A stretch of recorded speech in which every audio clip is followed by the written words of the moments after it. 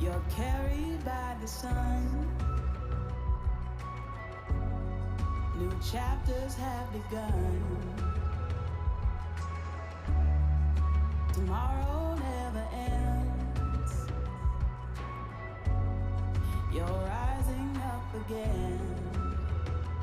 Watch the stars turn signals from another place.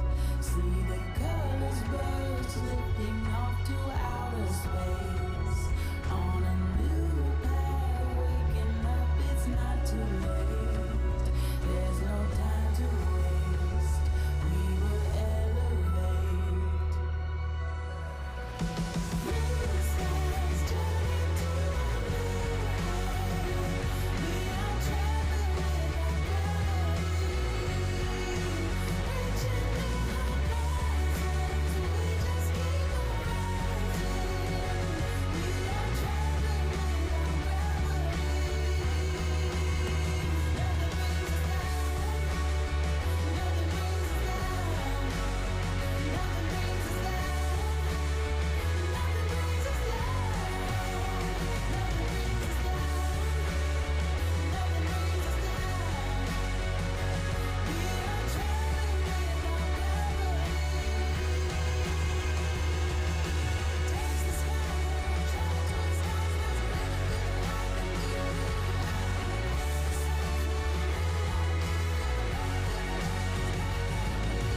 Touch the sky, travel to the stars, let's live a good life and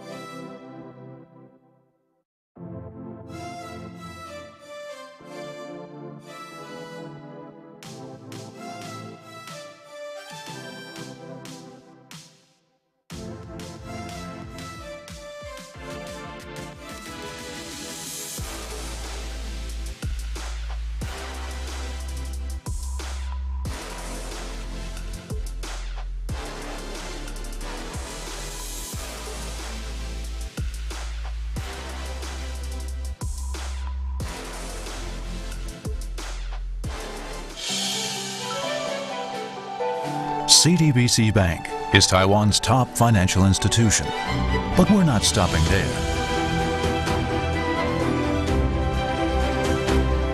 we're crafting an international brand and already have over 260 outlets in 14 countries.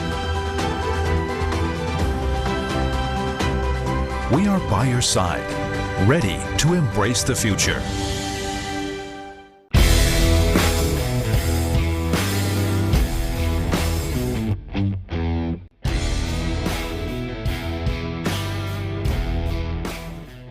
And then Whale staying very, very far back.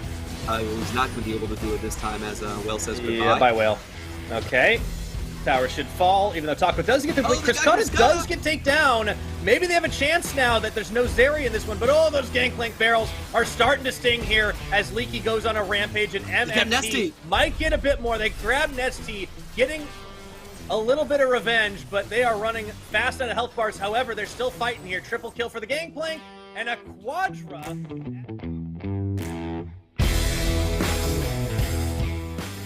How are they going to do it when they're the ones that are supposed to find flicks into the back line and they're late to the party? And look at where the Dragon is that gets bursted down. Taco in a weird position. He has Flash and Moonfall available. 5Ks are going in. The quickness set up the face of Wombo's a Moonfall as well. Right now burning down the back line. 665. The jungler is destroyed. Taco on top of FaZe while the rest of Impunity blow them up.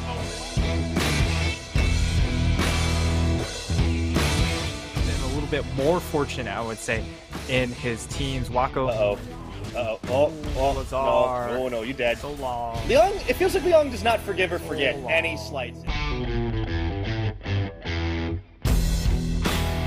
stayed looking to try and find a pick. Kino is the one that gets caught for just a moment. Meanwhile, the rest of the team comes through. Man, those shock blasts are starting to hurt. They've got him corralled, and here comes Kongye looking for an opening around the side. Meanwhile, Enzo is going to get caught right in the middle, but he is tanking through. And they've got the kickback, and Wako goes to the skies and buried 6 feet under. Minji on the run from Uniboy. He might have the shockwave, but it just doesn't matter. And the team is cleaning up. Leong does get a double kill on the back half, and that might be enough to save the fight, but they turn their attention over to Kino and Usha. Big shock blast. They just need a little more, and they will be able to delete him. Driver on the front, chasing down Kino. It doesn't matter what Leong does because he's out of teammates. There's no one left on his side. Uniboy has the red smite, will be able to use it, reduce some damage, but Leong's still quite strong, but not strong enough.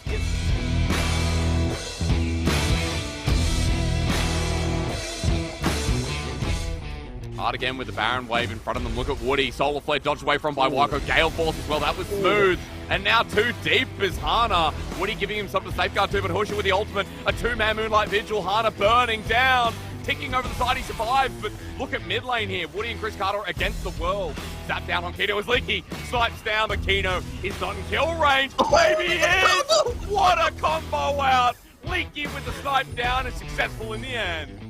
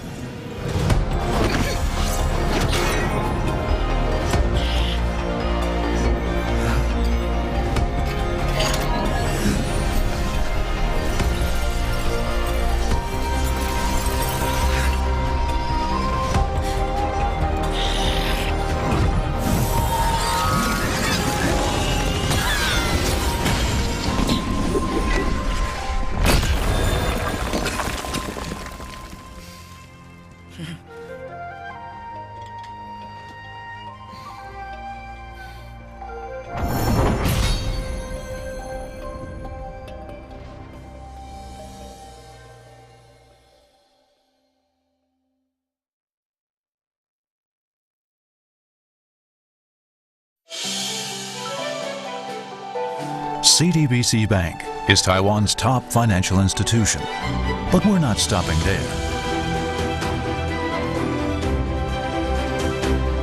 We're crafting an international brand and already have over 260 outlets in 14 countries.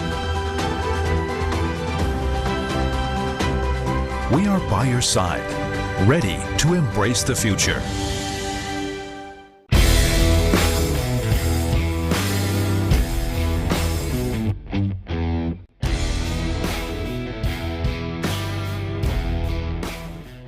And then Whale staying very, very far back. He's not going to be able to do it this time as Whale says goodbye. Yeah, bye, Whale. Okay. Tower should fall, even though Taco does get the blink. Chris Cottis does get taken down.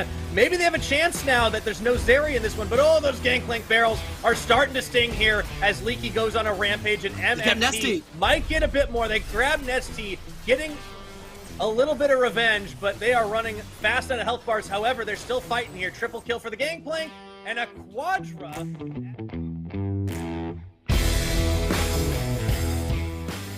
How are they going to do it when they're the ones that are supposed to find flicks into the back line and they're late to the party?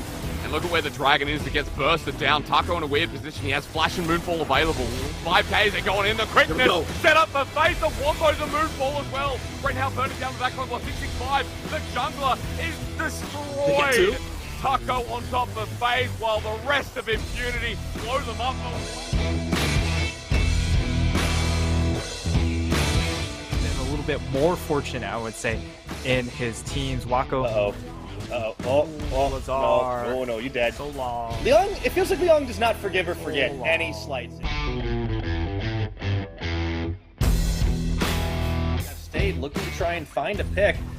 Kino is the one that gets caught for just a moment. Meanwhile, the rest of the team comes forward. Man, those shot blasts are starting to hurt. They've got him corralled, and here comes Kongye looking for an opening around the side. Meanwhile, Enzo is going to get caught right in the middle, but he is tanking through. And they've got the kickback, and Wako goes to the skies and buried 6 feet under. Minji on the run from Uniboy. He might have the shockwave, but it just doesn't matter. And the team is cleaning up. Leong does get a double kill on the back half, and that might be enough to save the fight, but they turn their attention over to Kino and Usha. Big shock blast. They just need a little more, and they will be able to delete him. Driver on the front, chasing down Kino. It doesn't matter what Leong does because he's out of teammates.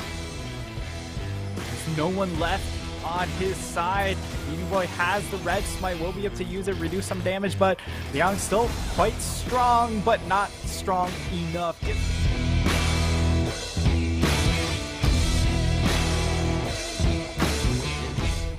Hard again with the Baron wave in front of them. Look at Woody. Solar Flare dodged away from by Wako. Gale Force as well. That was smooth. And now too deep is Hana. Woody giving him something to safeguard too, but Husha with the ultimate. A 2-man Moonlight Vigil. Hana burning down. Ticking over the side, he survives, but look at mid lane here. Woody and Chris Carter against the world. Zap down on Kino as Leaky. Snipes down, but Kino is not in kill range. Maybe he is! What a combo out! Leaky with the snipe down and successful in the end.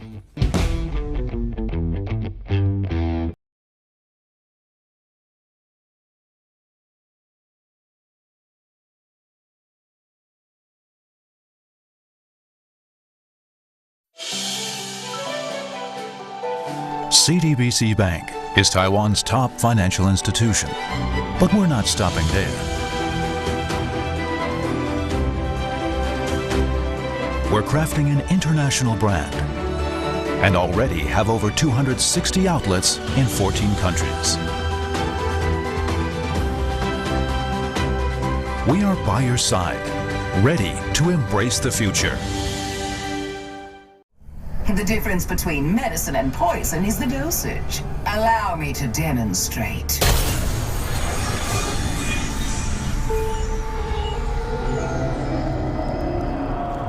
Ah, my favorite part of the job. Product testing. Oh, I love it.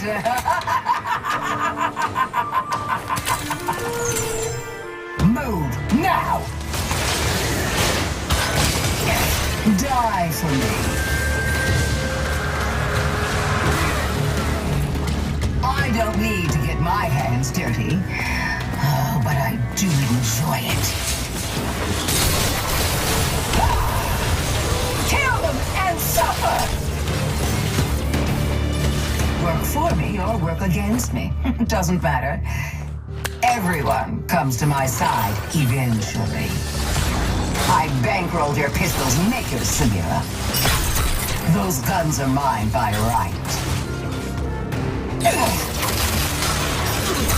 Step aside, worm. Don't think, just do. Get over here. Remember who helped you in your hour of need. Never cross Renata Glask. We don't have to be enemies. Let me change your mind.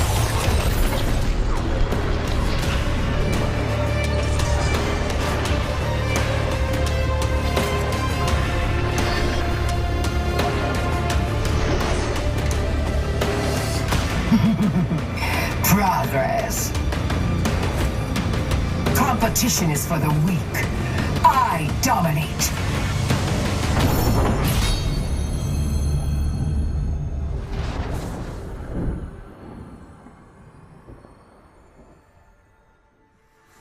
It's Ms. Glask, if you value your life.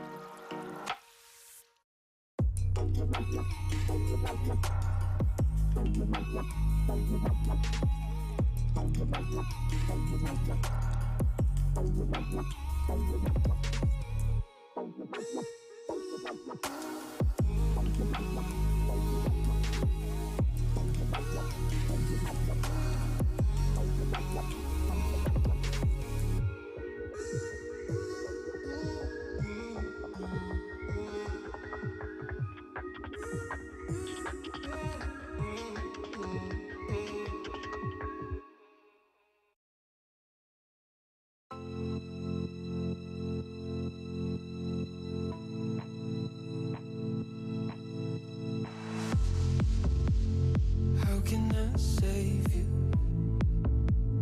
when you're tangled in your lies? Caught up in the middle, I can see it in your eyes. Lonely in the corner, waiting for somebody to come and save you from the cold of night. Easily, we've been falling in disbelief.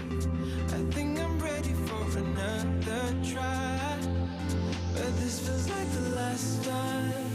So why did you say goodbye?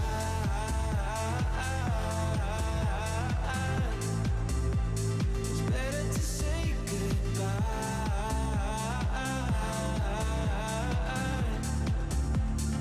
Why did you say goodbye?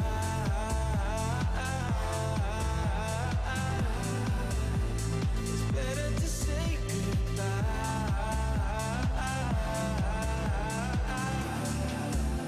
So why did you say goodbye?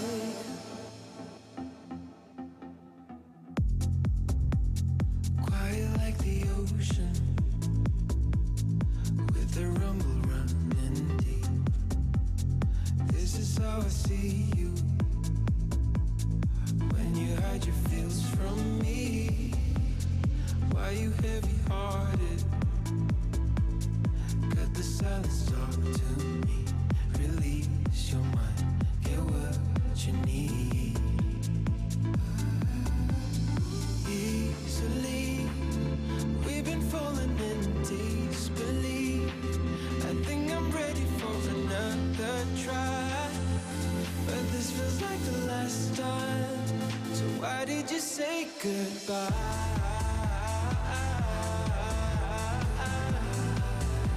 It's better to say goodbye.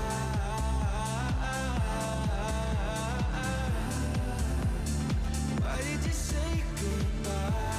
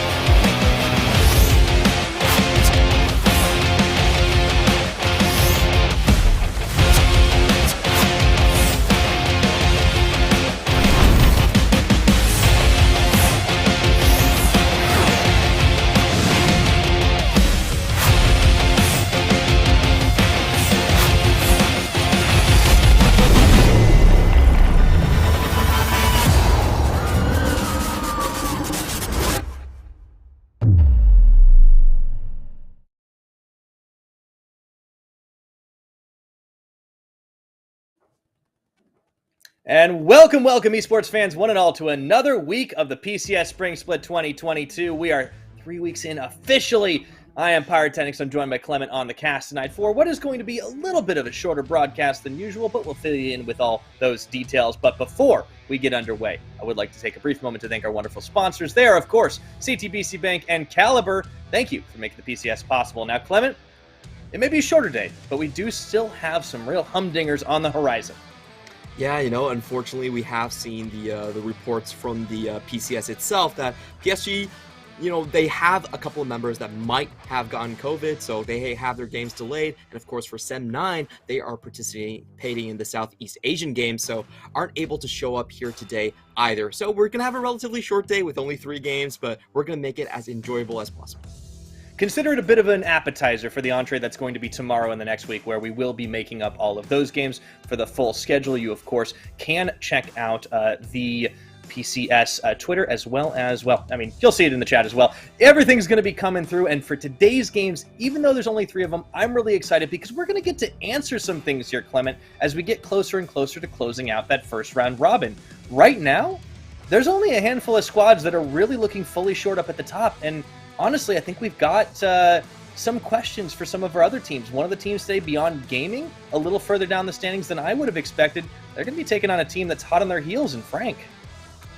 Exactly. I think everyone has pretty much established our top 4 teams. It's the 3 different clones of J-Team, plus PSG still in the running up there. But 5 and 6 are hotly contested, and that's exactly what we get today. We're going to be touching on that a little bit further down into our today's matchup, but right now you can see Megabank Beyond Gaming only 1 spot ahead of Frank Esports, and I think that's where everyone really has their kind of eyes on. There is a sort of a gap, I would say, from the bottom 2 teams to the kind of 5th to 8th place, but that 5th to 8th is where I think a lot of things can sort of change. Absolutely. I mean, it's with best of ones, things can shuffle so fast that it really can just seem almost dizzying. And I think any of those teams that are towards the bottom, maybe not Sem 9 until we see a little more of them, have the chance to break out more. Hurricane Gaming still have a lot of questions to answer for themselves, having only taken that 1 game off the Malaysian representatives. But we saw strength in the early part of the split from Meta Falcon team. We saw Impunity Esports really coming back into this, getting 2 wins in the last week. And also with their new support in the roster, I think this team has found a winning formula, and I'm excited to see if they can do what seemed only last week like the impossible against the likes of Deep Cross Gaming. But speaking of Deep Cross Gaming, we got to talk about our player of the week, because Criscata, the rookie, has been popping off. Now, if you tuned in to only the final moments of the CFO game, you'd be forgiven for thinking this guy maybe isn't that good. Everybody makes mistakes. He's been going ham on some of these champions, and they've been giving him quite a lot of powerful tools. The Zeri and the Jinx have been especially excellent. Yeah, he's been doing it with a lot of different champions. The Zeri pick, I think, is really interesting because a lot of teams just sort of underestimated this rookie. He got 2 Zeri games to play, popped off on both of them, was our DPS champion for quite a while until the final game against CFO later on, which, I would say was definitely not his strongest showing. But as you can see here, Zeri is absolutely busted, and you should not give Cascada Zeri under any circumstances. He absolutely murder you with this champion. They also had this really interesting game where they had the combo, the reset that we see with Jinx alongside with the Urgot, sniping people down from long range. So they're finding really creative ways by attaching him into the team. He's going to be a hyper carry most of the time, but they are going to run compositions that also fit what that champion does and try to build around him as well.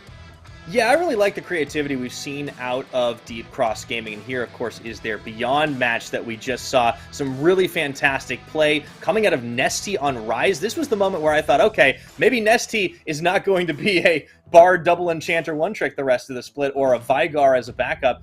Definitely a player that I think we still want to have some more conversations about, but this one being all about Cascada, he's definitely stepped up when he's gotten the chance on those hyper carries, and for every missed Super Mega Death Rocket, there's something like that, and it's just beautiful to see. Excellently played by the rookie AD carry, especially in a bit of a crowded field.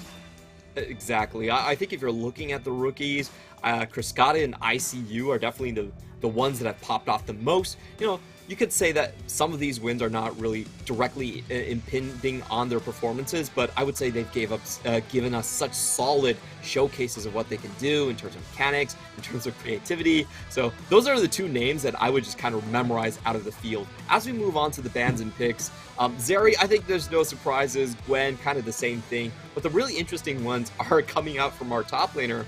Now, we did kind of mention Deep Cross Gaming, and Leaky right now actually has the best stats in terms of the laning phase out of all of our players, not just the top laners, which I think is really interesting because it doesn't really pass the eye test. Like, if I'm being completely honest, I think Rest and Liang still outperformed him in the lane itself, but he has been going to creative picks and making sure that Hana can always find a kill when he goes to the top lane. Urgot is a perfect example of that, gets to push the lane, has to execute when his jungler does come in. So it's just, a great showcase of what Deep Cross Gaming can do. They're really thinking about how to bend the rules of the game to their favor.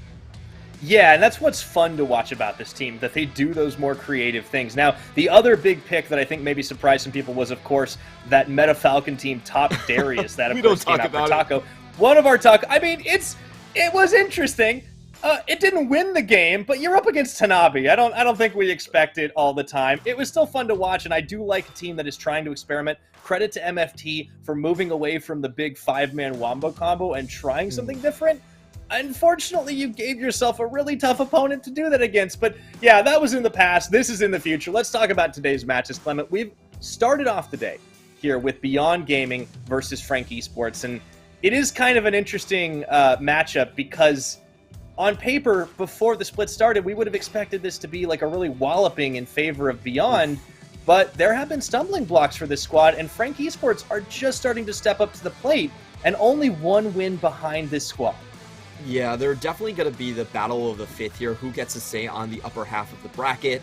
And, we could go into this one a little bit more, but I also really like our second match of the game, Deep Cross Gaming versus Impunity, because these 2 guys have the most creative comps out of anyone that we have in the PCS right now. We have the roaming Bard versus the Zed Jungle, and kind of like the one-shot Yasuo combos coming out as well from Impunity. So the second one is the one where I feel like we're actually going to get the most fireworks in terms of 2 evil geniuses battling each other.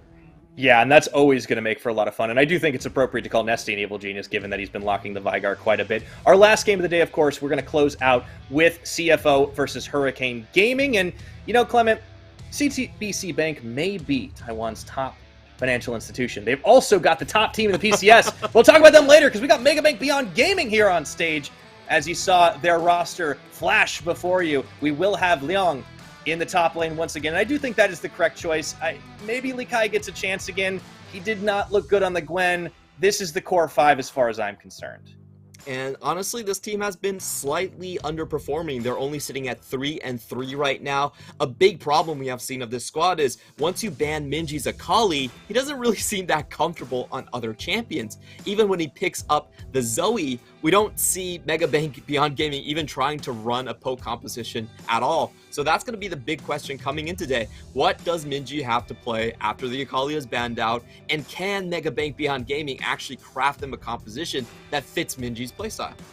Yeah, that is a little bit troubling because it seemed like after a couple of games, the questions were all answered. I think maybe we bought into the hype a little bit of, hey, they beat PSG who are trying to figure themselves out. Well, the turntables at that point, right? Because PSG picked themselves right back up the floor, figured out how to use Bey and Juhan to what I would argue is maybe not their fullest potential, but certainly a massive improvement.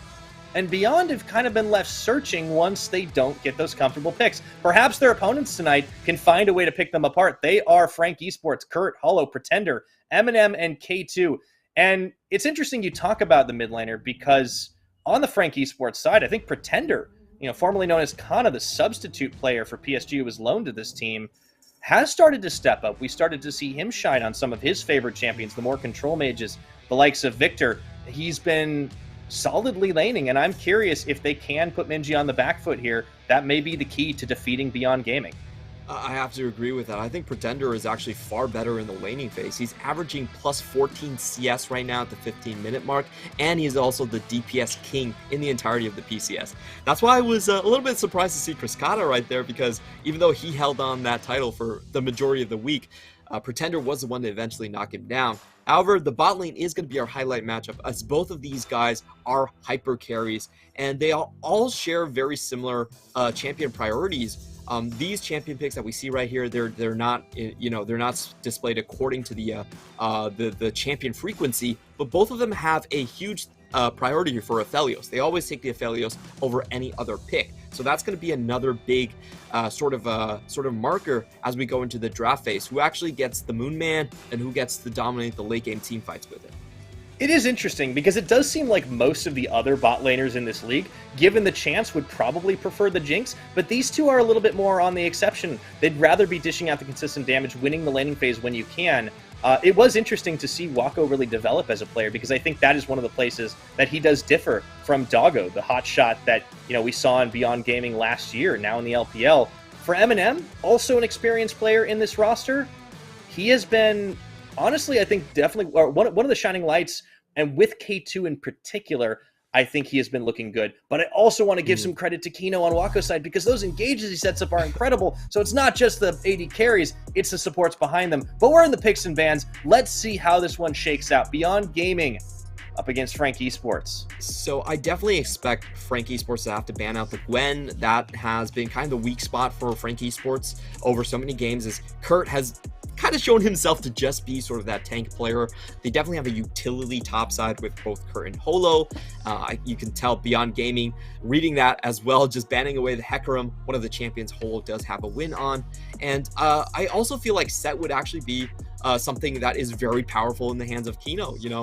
Eminem so far is just playing the Jinx, just playing the Aphelios, and neither of those champions have great escape. So Set really comes in as a powerful tool and kind of frees up Husha to go for more early game domination. As we actually see the Gwen being left open here, Akali being left open here as well. There's just so many tools for Beyond. That's a mistake. We just were talking about how Minji hasn't looked good on not Akali, and they just leave it open for him. But they are going to try and handshake, say we can take a power pick for ourselves and not have to deal with it. This will be the first time Kurt, unless they flex this to Hollow, gets a chance to play the Gwen. And I was wondering about this top laner because he started in this league really just kind of being on Gragas duty constantly, and we never really got to tell if he's actually good. And we don't talk about the Karma game. I don't know if that was his fault. They didn't know how to do double enchanters, whatever. Wash, rinse, repeat. But they've got 2 power picks. They just traded it for Minji's preferred champion. And on any other draft, I would say that Frank are hands down winning, but because of the IDs of these guys and because of their play style, I'm not so sure. Beyond Gaming so far 2-0 on the Akali pick themselves. It really enables them to just play a 1-3-1. And there are still picks like the Jace, like the Jax, that can go up against the Gwen and have a fairly decent result here. And you can tell Beyond Gaming are not even sweating about that top lane pick. They're perfectly willing to go into the second ban phase without giving Leon his champion just yet. Yeah, and Beyond, they're going to have Wako buck the trend of preferring the Aphelios and instead just straight up pick up the Jinx. They're going to pair it alongside Husha's Lee Sin, so setting themselves up for quite a bit of damage and maybe not necessarily lane dominance in that bottom side if they do take that handshake, but they could honestly just ban away the Aphelios and put Eminem on an inferior matchup. Yeah, we only seen the Caitlyn come out from Eminem afterwards, and Caitlyn so far just hasn't been very impressive on 12.3, not a very good win rate overall. So it's interesting to see Frank do this sort of change up. They definitely have a very strong top side in terms of their power picks, but that's not where their power lies in terms of their actual players. So we'll see if Kurt has been able to shape up a little bit, but as you mentioned, the Aphelios is definitely out the window, and as per my guess as well, Set is definitely not going to make it throughout the ban phase. Kino just way too good of a player on that champion, which does leave us to, maybe Pretender being the one kind of have to carry this entire ship together. If you're already drafting the Gwen, you have the Xin Zhao, it is a very strong signal to actually just play towards your top side rather than play towards Eminem. And, I think Pretender has actually been more efficient with the resources he's been given compared to even Eminem. Yeah, I think that's a fair point to make here. Pretender maybe hasn't looked as good on paper consistently, but he's been able to do more with less. Beyond Gaming will round out by banning Twisted Fate away, so clearly they are keeping their eyes on the mid laner too. Now, in terms of champions he's played, it's mostly been the Victor in the mid lane, but he has done a handful of other things. We got a Veigar game out of him, we got an Ahri game as well. So I do think Pretender has some range. I'm curious to see what he does here against the Akali of Minji. The Ezreal comes out from Eminem, that's no surprise there. And, ooh, boy, we saw this out of Taco earlier, and I don't want to get too excited for hovers, but I did see the Zed and thought, could they do that? Could they do like a top lane flex? Maybe. I don't know. But I think it's going to be something a little bit different. They do grab the Jace for Leon up in the top side, so look at the damage they've got. This Clement, correct me if I'm wrong, this feels like a good old 1-3-1. It definitely feels that way, and this is Beyond Gaming's sort of bread and butter composition. They're so good at finding flank angles, doing these really elaborate Drake teamfight setups where they pincer you from 3 different directions and just crush your team. I think Beyond Gaming are the best team out of any to kind of play this style. And now we do see a little bit of defensive added to the bottom lane because we do have a burst comp coming in from Eminem and K2 down in the bottom side. So Braum is a great pick right there. You can really block out a lot of Ezreal's skill shot damage coming into that. And this is going to be very interesting to see what Pretender does pick up here. As we did guess, this sort of composition does trend very heavily for the top side, something completely new for Frank Esports. We have not seen them try to run something like this, while Eminem will get pushed in on the Ezreal. So they're completely flipping their strategy upside down, while Beyond Gaming gets probably their most comfortable draft of the season. Yeah, I think Beyond really got just about everything they wanted out of this. Obviously the Gwen being a high contested pick here in the PCS, it doesn't necessarily mean Beyond are going to prefer it. In fact, Leong hasn't even got a single game on it. That was Lee Kai that played it, and well, it didn't look that great. This is going to be an interesting one. Beyond so much comfort, and Frank trying something new. Well, they are the new kids on the block, Clement. Maybe they can surprise us, but I do feel like Beyond got a much better draft on paper. Yeah, for me, it's really hard to see what Frank Esports want to do in the late game. I don't think their entire composition actually synergizes very well together. You have pieces that want to move in like the Xin Zhao and the Gwen, and then pieces that really want to stay back like the Ezreal. So it's going to be interesting to see how they pilot this composition, but there is a very strong point in the mid and jungle. Again, Akali's not going to do much in the early phases of the game. Veigar actually has a ton of burst damage when he hits 6. So you do see a couple of windows right there with the Xin Zhao and the Veigar. If they can hit 6 together, which I do expect them to be able to accomplish, they have a massive power spike that they can throw around in that sort of 7 to 8 minute, maybe that first Herald fight is where I really see Frank Esports dominating.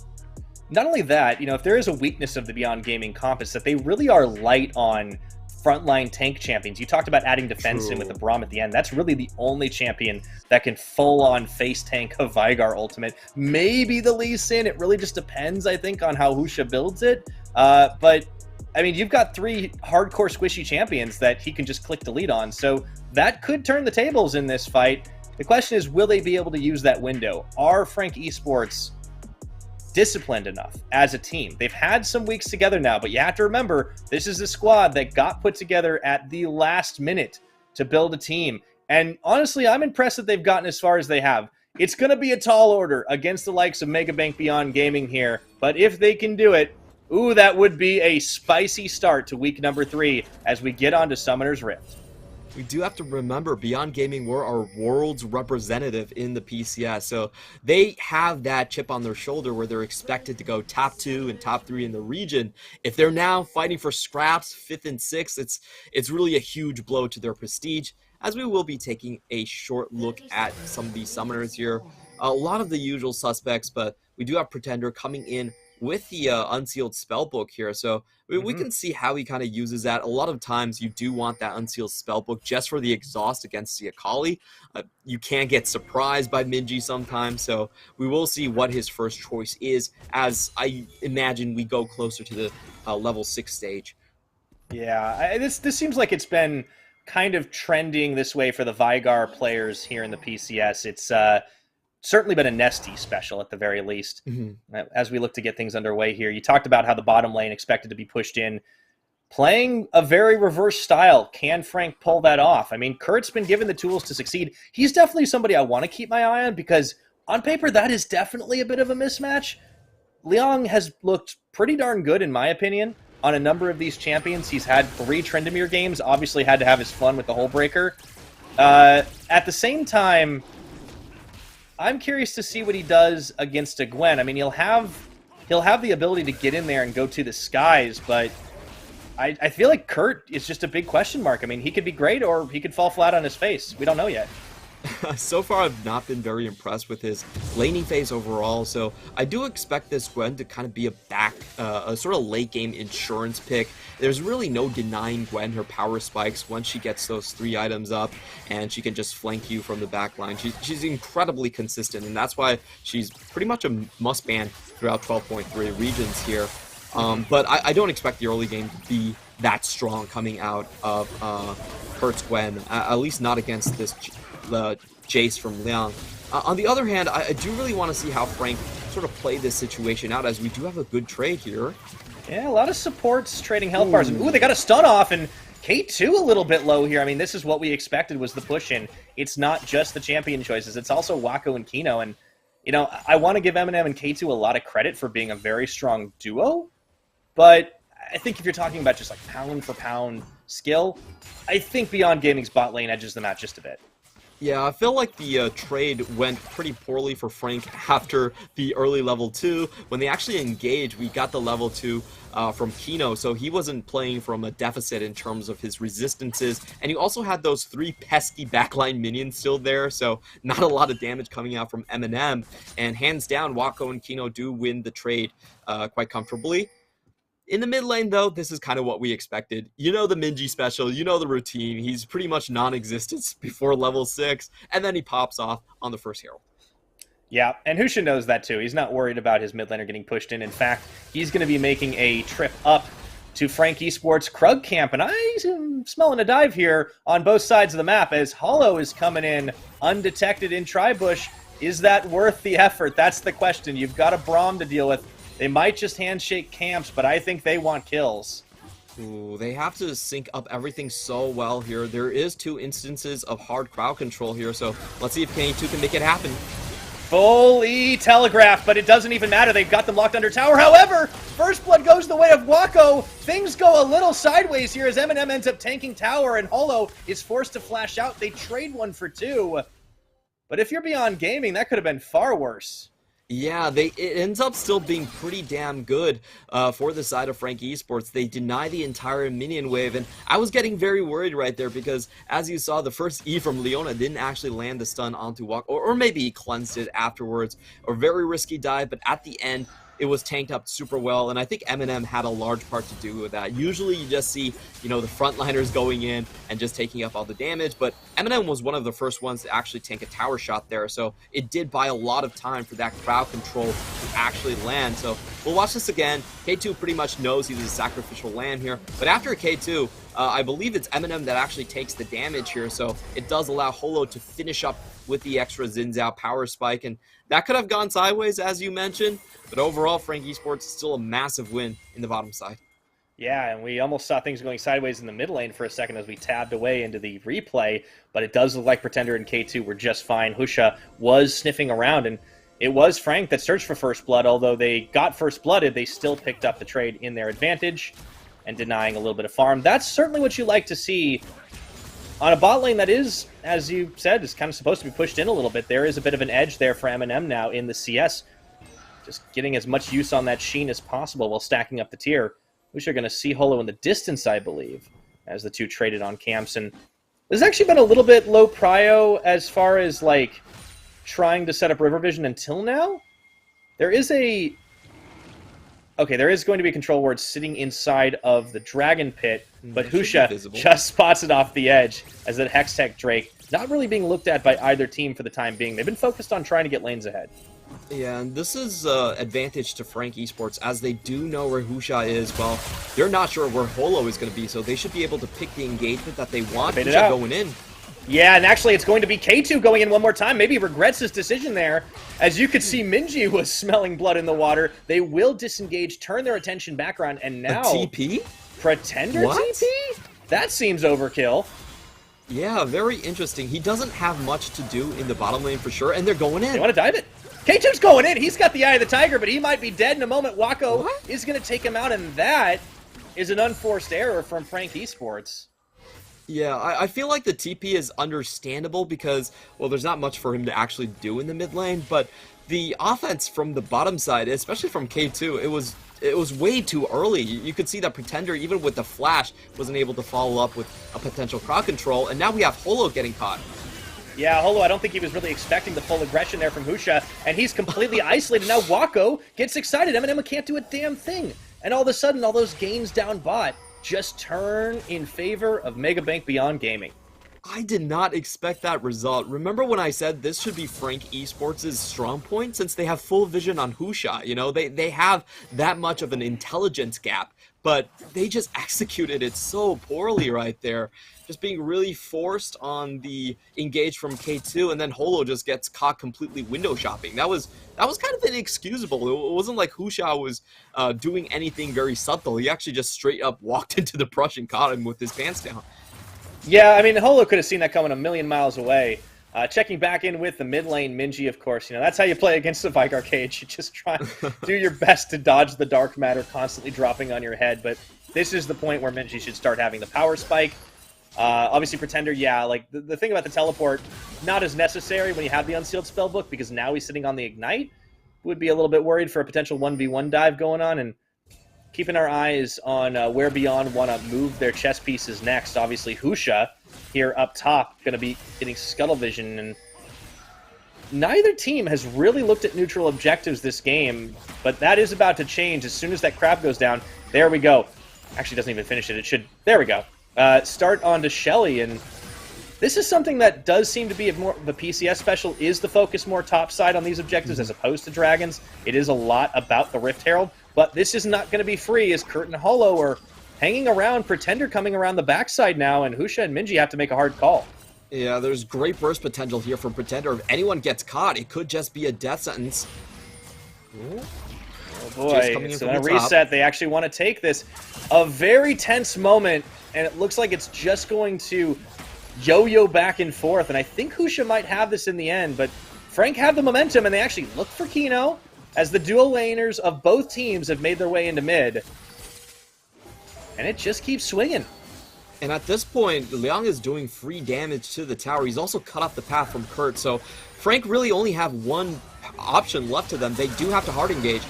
Yeah, and look at that, the counter. Kino is actually going to pop a stopwatch, and that buys enough time for the rest of Beyond to react here. The kickback from Husha. In goes the mid laner. Minji popping off, and it's Liang that opens hostilities by getting the kill. A double over on the Shock Blast, and they just tag team it through. Beyond low on health bars, but have all 5 alive. That was absolutely beautiful read from Beyond Gaming. They played that expertly. Kino surviving the ultimate, just gets the shield That's unbreakable, up in time. baby. It was really awkward for Frank because before this fight, the top lane was already losing by 30 CS. If Kurt tried to defend his own tower by walking through the try, he would be losing at least 2 plates or maybe even his life in that situation. So Frank Esports, they had to hard force and engage, and Beyond Gaming were completely ready. Look at this formation here. They have Kino soaking up the majority of the damage, and you instantly have Liang transferring from the top side. Kino has his stopwatch ready. You get the 3-man bowling pin from Husha. Tons of crowd control, tons of damage. Minji pops back out of the fight, taking most of the burst from Pretender, and they get the objective plus the top lane. That was just so and well another done. Charge. Ooh. Oh my goodness. Yeah, I mean, and this is the team coordination gap, right? Like, I mean, we can talk about how Kurt pretty much hard lost top lane, but that was definitely more on the team decision making. Frank Esports finding themselves down about 3.7 thousand gold, and Liang opening up with a salvo for some kills. A really nice setup from Minji there in the backline. And, you know, I almost wanted to say, oh, Wako's a little far away and he can't really get involved. He doesn't need to. He's not even on a full item yet. And he's already gotten a couple kills fed to him. So kind of did exactly what he needed in that with the zap following into the Mega Death Rocket. Honestly, it's beautiful from Beyond. I think that idea from Leon to continue the push top lane just put Frank Esports in such a tough spot. If they didn't do anything, they were just going to bleed out on the top side. And if they did, well, Beyond Gaming were prepared for that as well. So it really is Beyond Gaming and their ability to play the 1-3-1 or like the split push a lot of the times is their ability to juggle aggro in 2 places and present difficult options for teams on both sides. That is something that I just feel like it just requires a lot of thinking ahead from a team, and it's definitely not something that can be pulled off by, I think, teams that haven't stayed together as long. For instance, Frank Esports. Yeah, I mean, individual play skill is great, and oh, Liang, that's just rude. Oh, that's nasty. Oh man, yeah, you know, he's setting it up. He knows exactly what's happening. But yeah, you're right. I mean, the team coordination is huge. Not to mention, of course, 3 of these 5 players were on the same roster together at Worlds. That experience means something. Playing stages or no, it still counts for quite a lot. And you talked about them having a chip on their shoulder, but they certainly also have quite an experienced pedigree. Now, there is a Frank Esports Death Brush forming, but with Husha, this is actually a straight-up 3v3. And let's see if they take the bait. They've got to know something's up here. They have the question marks there already, and if they want something to happen, they will send Kino in first. Looks like Frank Esports are not going to stay around for this one. The minion wave is already gone past them at this point, and they're just going to call it off completely. They know that it's been a little bit too long, and with Beyond Gaming going into their jungle and not finding anyone, that pretty much just leaves that brush where they could be. Yeah, it's kind of like a process of elimination. They just know that something had to be up in that. And again, Beyond exercising some patience, showing us that they do have that coordination, the game sense, that we have been questioning a little bit in some of these games where they just haven't been able to close it out. 13 minutes on the clock, a healthy lead for this team, doing exactly what they need to, and just in control of the map. A lot of wards around this bot side river. They managed to get a couple into the jungle as well, and that opens up opportunities for a Husha dive, as Pretender does spot him clearing the control. Pretender's been staying safe on this Vygar, but I don't know how much longer that's going to last. You see Minji dishing the damage with those shurikens. Yeah, and Minji definitely knows the trade pattern very well. There is a short setup time. I believe it's like 0.3 or 0.5 seconds for the event horizon, and Minji just popping his E directly towards Pretender and showing him what's up. So right now, I really feel like Frank Esports, as we mentioned, their early game plan kind of revolved around the priority that Vygar and Xin Zhao should have given them. Now that is gone, I feel like their only option is to wait this out until the late game. Vygar does have infinite scaling, and Gwen pretty much the same thing. It's not exactly infinite, but from what we've seen, you might as well call it infinite. So I think that's the only hope for Frank Esports right now. They're down about 5,000 gold. They have lost control of the map. They have wards in both sides of their jungle. So it just seems like a very long, drawn-out game plan on the side of Frank is the only thing that's available for them. And you can see that they've really shifted into that turtling mindset, right? Playing more defensively. They tried for a couple of plays that just didn't pan out. They tried to bait a death brush and nothing doing. Okay, I guess it's just time to stop the bleeding as best as possible. Already lost the one tower. Maybe we can hang on to the other two in the outer side. Try and maybe handshake a dragon for a Rift Herald. The problem is there's about a full minute timer difference, and with the way that Beyond are playing right now, I do feel like tempo is the order of the day. It definitely is, and I would just wonder when Beyond Gaming is actually going to fold Liang into the mid lane. Liang right now is absolutely massive. 300 gold bounty on him, he's 50 CS up on his opponent. If he just lands a couple of shock blasts, then Frank Esports have to give up the mid lane tower. So that's kind of my big question on when Beyond Gaming are going to... It is risking an engage, but I think with his power spike right now, it's definitely worthwhile to just have him go mid and break the game wide open. I think he's going to try to do top first at this point. I mean, that tower's not looking so healthy. Remember, Shelly got a full extra charge off, and Kurt couldn't really do much about it. Yeah, he was ignoring Kurt until the point when the mist goes down, and then he just trades out better. Could come right back into this, knows it's down, and just wash, rinse, repeat. But meanwhile, it's free Rift Herald for Husha. So they've just got so many advantages on the map, and they don't really risk anything here. A dive in the mid wouldn't necessarily work out in Frank's favor because the numbers advantage really isn't quite enough. And yeah, I think as soon as Liang takes this tower, he is going to fold into mid.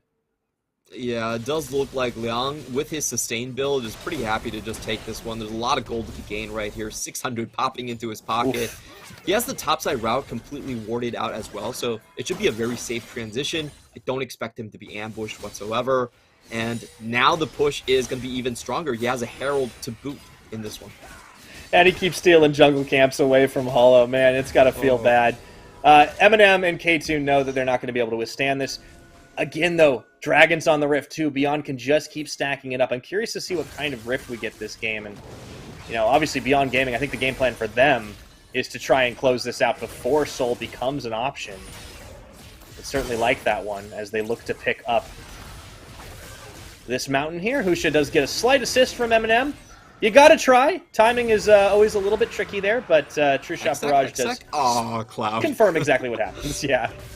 That's probably the worst one for Beyond Gaming. When you have full map control, Hextech is absolutely amazing. When you're playing Poke comp or Assassination comp, Infernal is amazing, but Cloud is kind of meh. Cloud is kind of a Clown Drake in this one. I mean, that is why it's called Clown Drake, even back in the day, right? It was always a little underwhelming. Like, I feel like there are some situations where Cloud Drake is super good for you, especially if you have the right composition for it. But unfortunately, this isn't the case. I really feel like Beyond Gaming got kind of a low dice roll on this one. They hit a 1 out of 20. But they're still in a very commanding position. And I'm sort of surprised that they aren't going for the full Herald charge onto the mid lane, actually waiting for a full item buy where they could potentially just completely destroy Frank Esports. This is a very strong reset timing coming in from them. It is a little bit delayed, but they're playing very slow and measured at this point. And as you can tell, 5K to 7K now, Frank Esports, they're not matching this one. They're not aware that this is coming.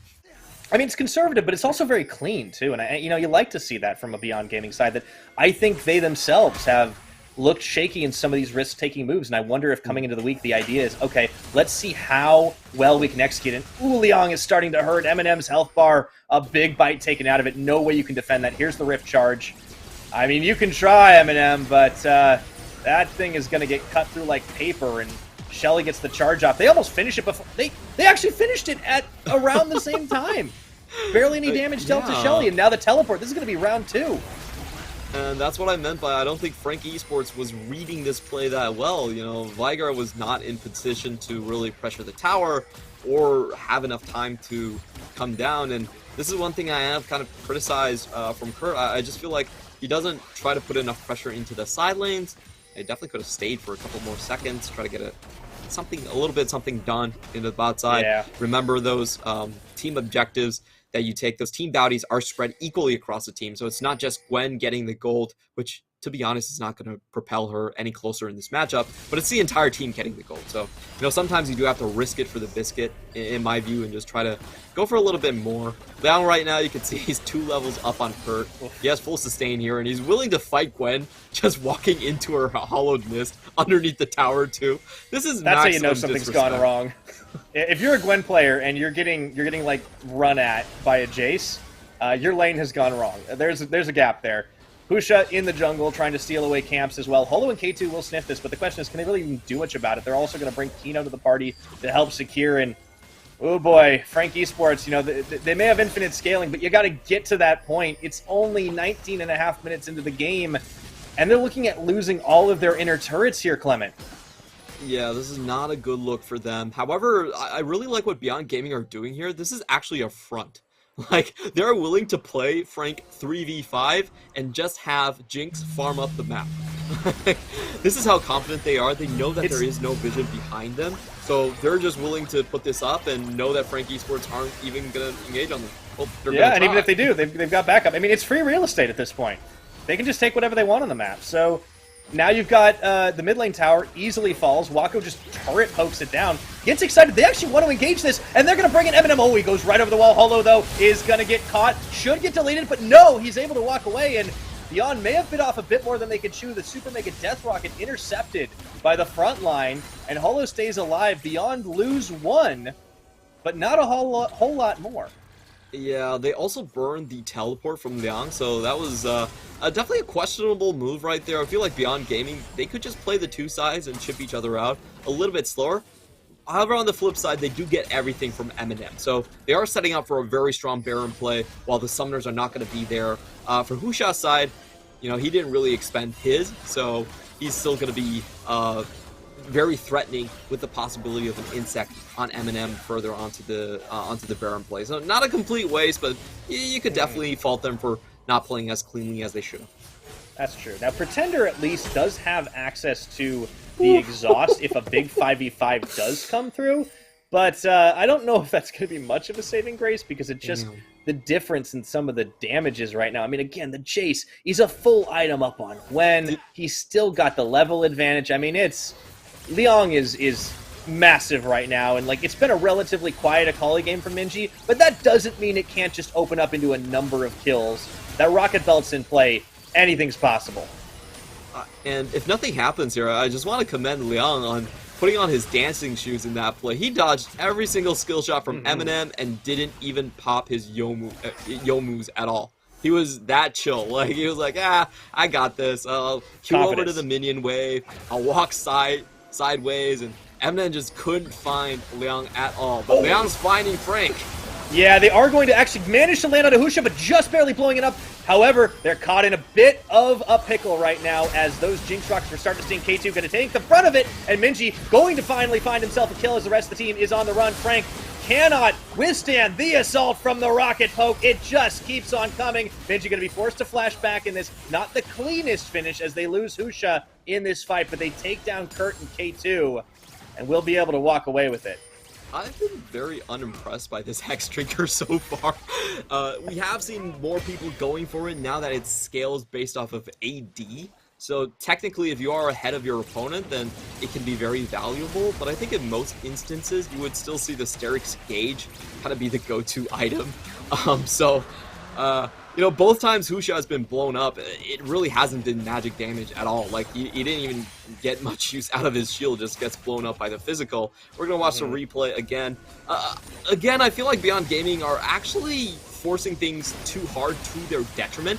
They land the poke, they should just wait around and get a free objective here, but Husha tries to force things by taking down the ward. It pays with his life, and watch this Chad play from Wako. He actually burns his cleanse just to walk through Event Horizon and to get a kill. It's a pretty cool move, but I honestly feel like it's not really necessary. Look, necessary is one thing. Styling is another. I think Wako is definitely the type of player to really buy into the get excited hype. And we've seen this a couple times this game, right? He's stepped up. We can talk about Husha getting blown up all we want, but that fight up at the inhibitor turret, that was Wako starting it. He takes out the tower, gets excited, and full engages, and then Husha steps up in the front and ends up getting blown up. But, He's also not itemizing against the AD, you're right. Like, I think he's more concerned about the Vygar, but Pretender is a ways away at the moment. I want to actually see what his stacks are like, but I don't know if it's going to matter this game because Liang is chasing down Kurt. Holo is there. He's not going to finish the job, but it feels like it doesn't matter. Beyond have owned the neutral objectives this game, and there's no reason to suggest they won't get the Baron and start for the final push. I really want to see them play around their poke just a little bit more because the second best champion from Minji is their Zoe, and it would be a good telltale sign if they can actually play a poke composition. But so far Beyond Gaming, you can tell very clearly by this game, their entire mentality is just kill and capture and kill. Like, they don't really wait for Liang, they're just like, whatever, if you land something, good on him, but we're going in regardless. So it's kind of interesting to see, and to be completely honest, it's pretty much okay this game. They're almost up 10k. They can realistically finish the game however fashion they want to, but it definitely is interesting that they're not really utilizing the Jace as much as I think some more experienced teams with the poke composition would have used. Yeah, I think there's definitely definitely a couple of kinks to work out when it comes to Beyond Gaming, like full teamwork, engage, full like clean play. I've been talking about how it has been a clean game, but that's just because they've been so dominating.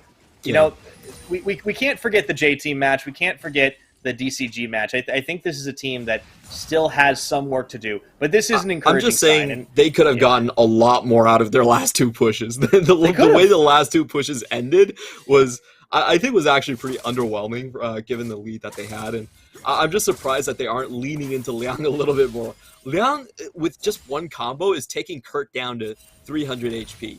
So lethality Jace, man, it's disgusting.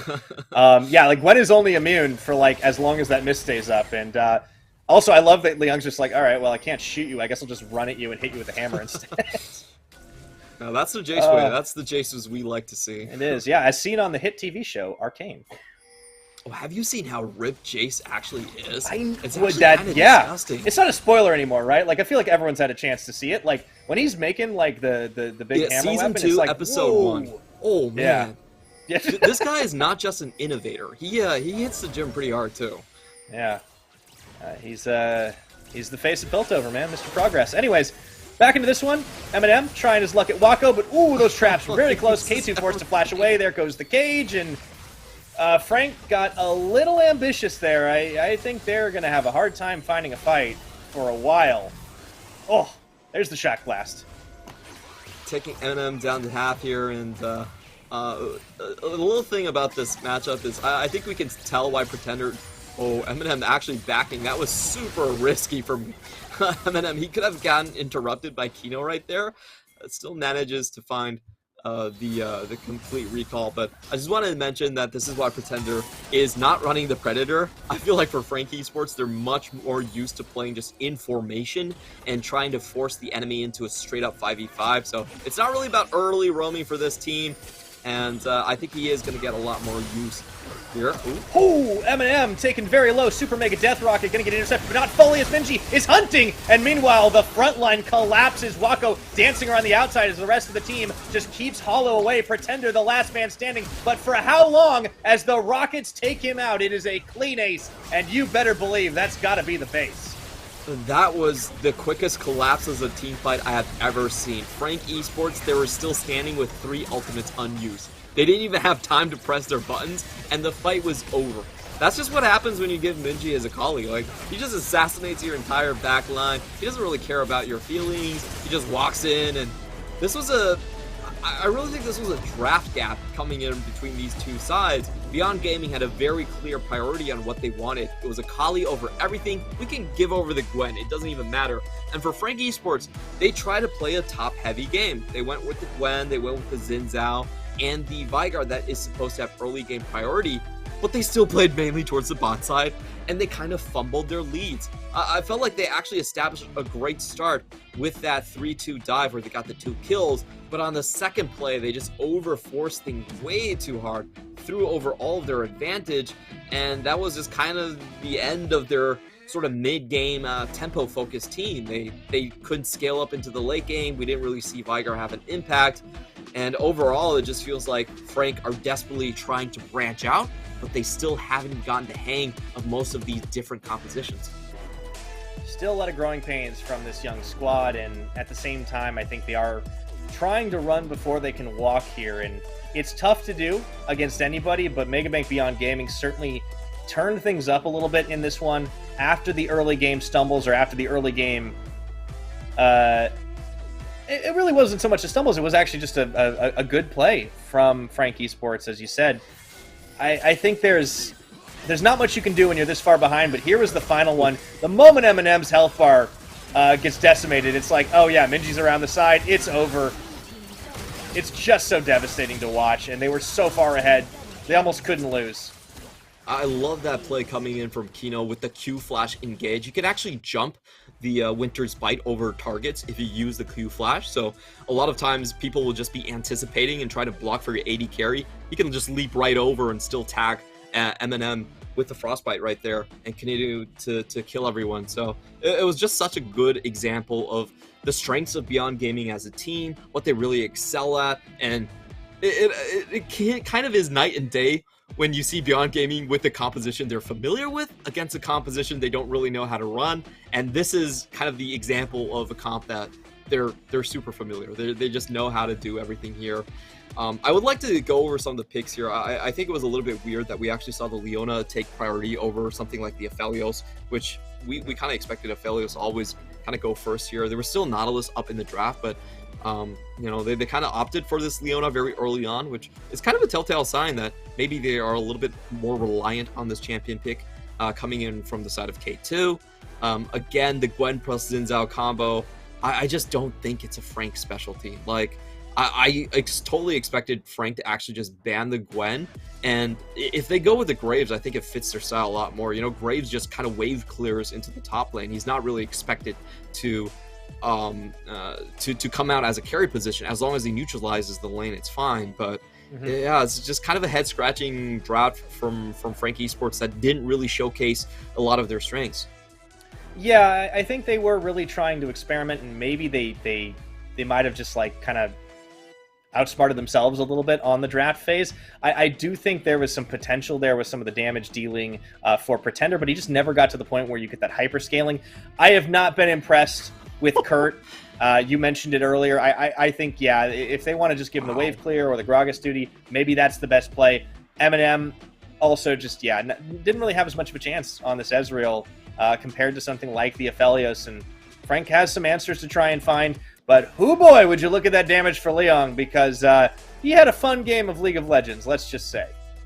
I just want to remind everyone, they actually triple banned Liang into the top lane. And he's still the MVP. This is absolutely ridiculous. Like, this is... yeah. 43% of the team damage. I think that's the problem with Frank's drafting.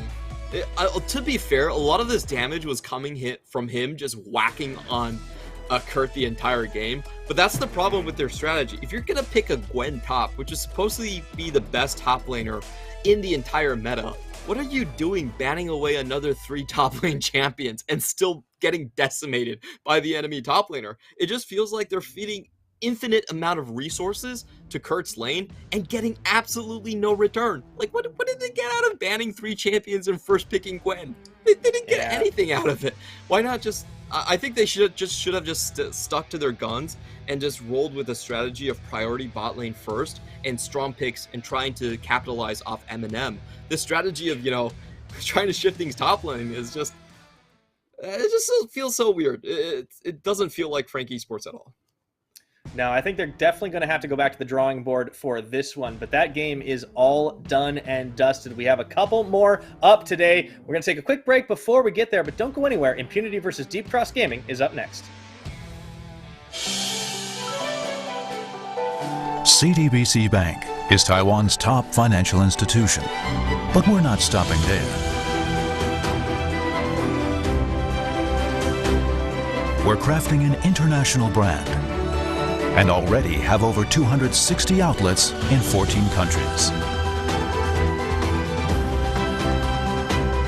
we are by your side, ready to embrace the future.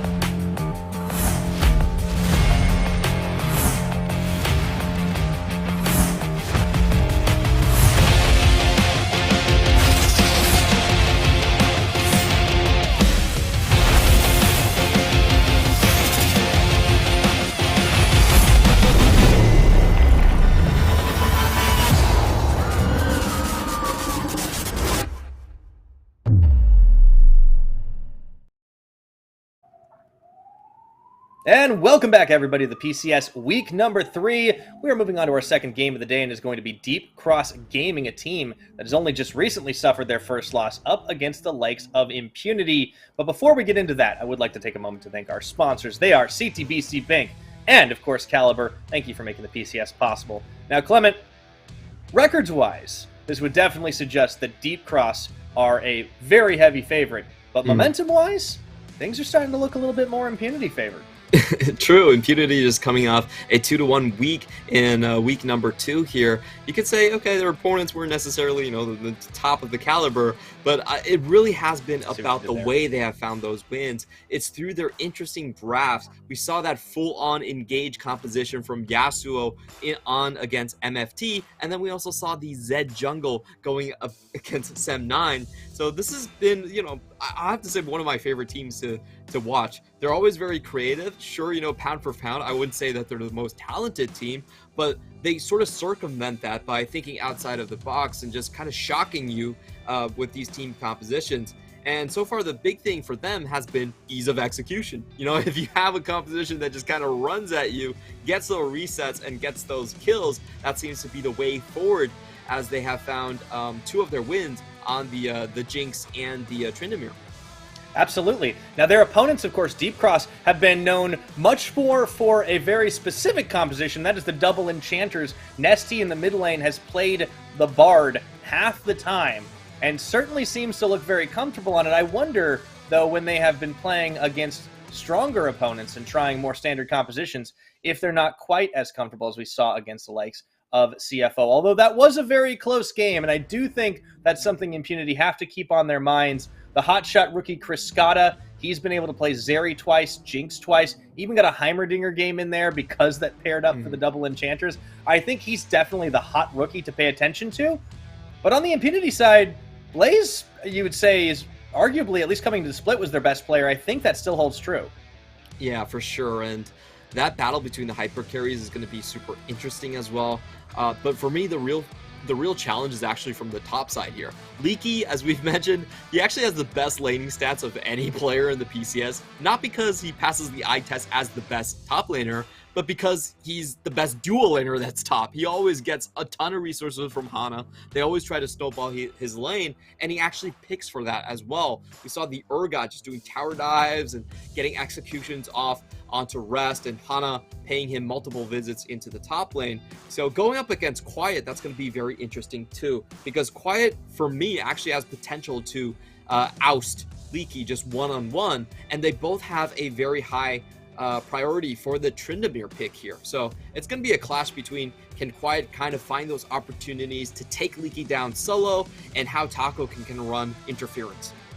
Yeah, I think Taco's definitely a key for that one to see if he can get the assist, because clearly we know Hana's going to be helping Leaky out, so that should be at best a 2v2. Another thing to keep in mind is Impunity's bottom side, because it's not just Blaze, it's also Pinway here, who has been stepping into the role so far undefeated in his 2 games, but it is going to be the jungle matchup we're looking at, and I don't want to let the KDA fool anyone, because that's not going to tell the whole story here. Taco has had some really standout performances, and yeah, I loved that Zed jungle. It was a style game, but he definitely made it look good.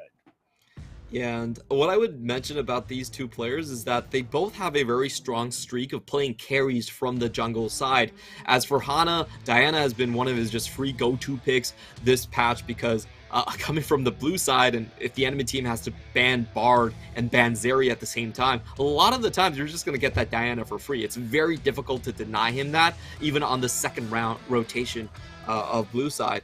And for Taco as well, we have seen this guy try to play more of a carry on the team to shore up what I feel like is, a lack of consistency. If you don't have consistent carries, then at least you can overwhelm the opponent with 4 carries into the late game. So it's going to be interesting to see who kind of picks up what pieces, as we do have DCG just outright banning the Diana. They're on blue side, completely undefeated so far, and that's just an easy answer. Yeah, I mean, I think it makes sense. Taco also looked decent on the champion too, and you do see that the focus starts to shift up towards the top. The Renekton is banned away on a red side there by Impunity, but we do have to keep in mind, I was about to say Tryndamere still on the board, but Deep Cross just negated that, so there it goes. It's interesting that neither of these players have looked towards the Gwen that we've talked about having such a heavy presence. The only time either of them have actually played it was Taco's champion, and with the Xin Zhao banned away, I wonder if they tried. Well, I was going to say if they maybe flex it, but I clearly have the worst timing in this pick ban because it's an insta-lock for Leaky. You were actually just a prophet. And I do want to mention that it's potentially for Hana as well.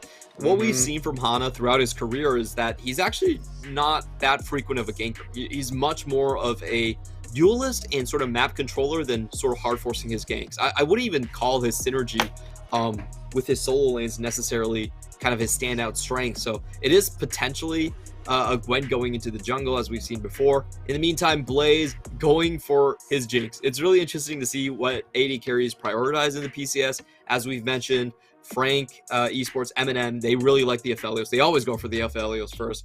But for teams like Impunity, they actually always favor the Jinx first, which I think Jinx does have more potential to kind of pop off, because if you can kind of just catch one kill out of nowhere, then she has a huge probability of finishing off the entire team fight for you. Trading off the consistency in favor of the upside, and it has been more successful for Impunity this split. Of the games they've won, the 2 they've already picked up, those were both Jinx games for Blaze. So we'll have to see if they continue the trend here. Now, another strong jungle pick. This would answer our question about where that Gwen is going for sure. If the Hecarim gets locked in, and oh boy, we've seen some interesting Hecarim games around the world, actually. This is a champion that can really turn the tables against your opponent, and that is going to be a lock. So I believe that's confirmed, a Leaky Gwen. I think the situation for Hecarim is very strong. The games are going a little bit later across the regions. We were seeing on average about 35 minutes in the LCK. Hecarim is a very strong scaling jungler and probably the best teamfight jungler if it does get to that stage. Also, you're playing up against a lot of champions like Jinx and Aphelios that can't really get away from that decimating charge. It's very easy to disrupt them. You get free access into the back line. You're unstoppable during your charge, and then you just kick them back into your own team. So it just pairs up so well. And DCG right now, they already have a super strong setup. This is insane if you're trying to play keep away for your backline. So I think Impunity really need to think about if they're going to trend more into this backline carry for Blaze, or are they going to go on more of a, I would say, tempo route with this Ahri pick. It does seem to be the case here, and it's also comfort, right? Because Faith did find success on this champion. I've been meaning to ask you a little bit about Faith, because it seems like he started the split very much not showing us hardly anything, and now in a couple of wins, he's actually looked really solid in a pair of assassins, and this Ahri was one of them. Yeah, I think the Ahri is a very interesting pick for him. Overall, I would say Faith, throughout the games that we've seen so far, probably still has some difficulties against the top of the league, as we have seen, but against the bottom of the league, He definitely has a very, very strong performances overall. So I would say that he's definitely middle of the pack in terms of his mid lane potential. And I really want to see what he can do with his Ahri. This Ahri isn't really a control mage. I would say that she does kind of stay on the wall between an assassin and a control mage, so she's more of a, I would say, a tempo pick, especially if you get resets, which is what Impunity is setting themselves up for. Oh, this is so smart of DCG. If they actually go for the Kindred, it would completely invalidate Impunity's composition. Very difficult to play, but I mean, they love playing weird stuff, man. Pick. I think it could happen, but the Jhin gets locked in for Chris Scotta. That's actually going to be the first pick for him. Now, if I recall correctly, I remember looking up looking up his Korean OPGG before the split started, wondering what this guy was going to bring, anything interesting. Jhin was definitely up the top of the list, but you know, that of course is a champion that has been making a lot of appearances now. A little bit of a fun hover on that Bard for Nesty as we look to get our final lock. And I mean, I feel like Nesty could just pull out whatever. He's going to go for the Zillion. This is an old-time J-Team combination. There's so many interesting things you can do with this combo. We have seen the old TPA run this, and I'll just give you a couple of examples of how you can play this combo. Basically, you can put bombs on minions, and that doesn't work anymore. I'm sorry. I was thinking about the old TPA combo where you would put bombs on minions, and then you would devour those minions and spit them into the enemy team. But that doesn't work anymore. I'm sorry. It's okay. But it was really fun to see. We still have the Zillion with double bombs charging into the back line, so that can definitely still be a possibility. It's very clear that DCG are reading Impunity's composition correctly. Impunity is all about getting resets. They have the Sovereign, the Heartbreaker coming out from Viego, and the resets coming in from both Jinx and Ahri, and you have that neutralization coming in from Tom Kench and also the Zillion. And this is why I love this matchup, because both of these teams are definitely thinking about the composition rather than sleepwalking through tier lists. Yeah, and I think that just makes it so much more interesting to watch in the draft too, because you can kind of try and like just think out like what are those like micro decisions that are happening. You see they take their time about every single pick, every single ban, and this is why I have a lot of hope for this Impunity squad. Even after some early rough starts, they were already looking better. They were already looking a little bit more consistent than what we saw from them last split. This roster definitely seems to be better. We didn't even talk about how the Jace final pick comes in here. So yeah, you talked about how it's a big tempo game on the side of Impunity. They have a lot of damage to open up, but there's a lot of denial. You talked about the Tom Kench, the Zillion Chrono Shift can stop anyone from dying. And you also got to think about who the prio target is, right? It's got to be Jhin, but also you got to deal with the Gwen.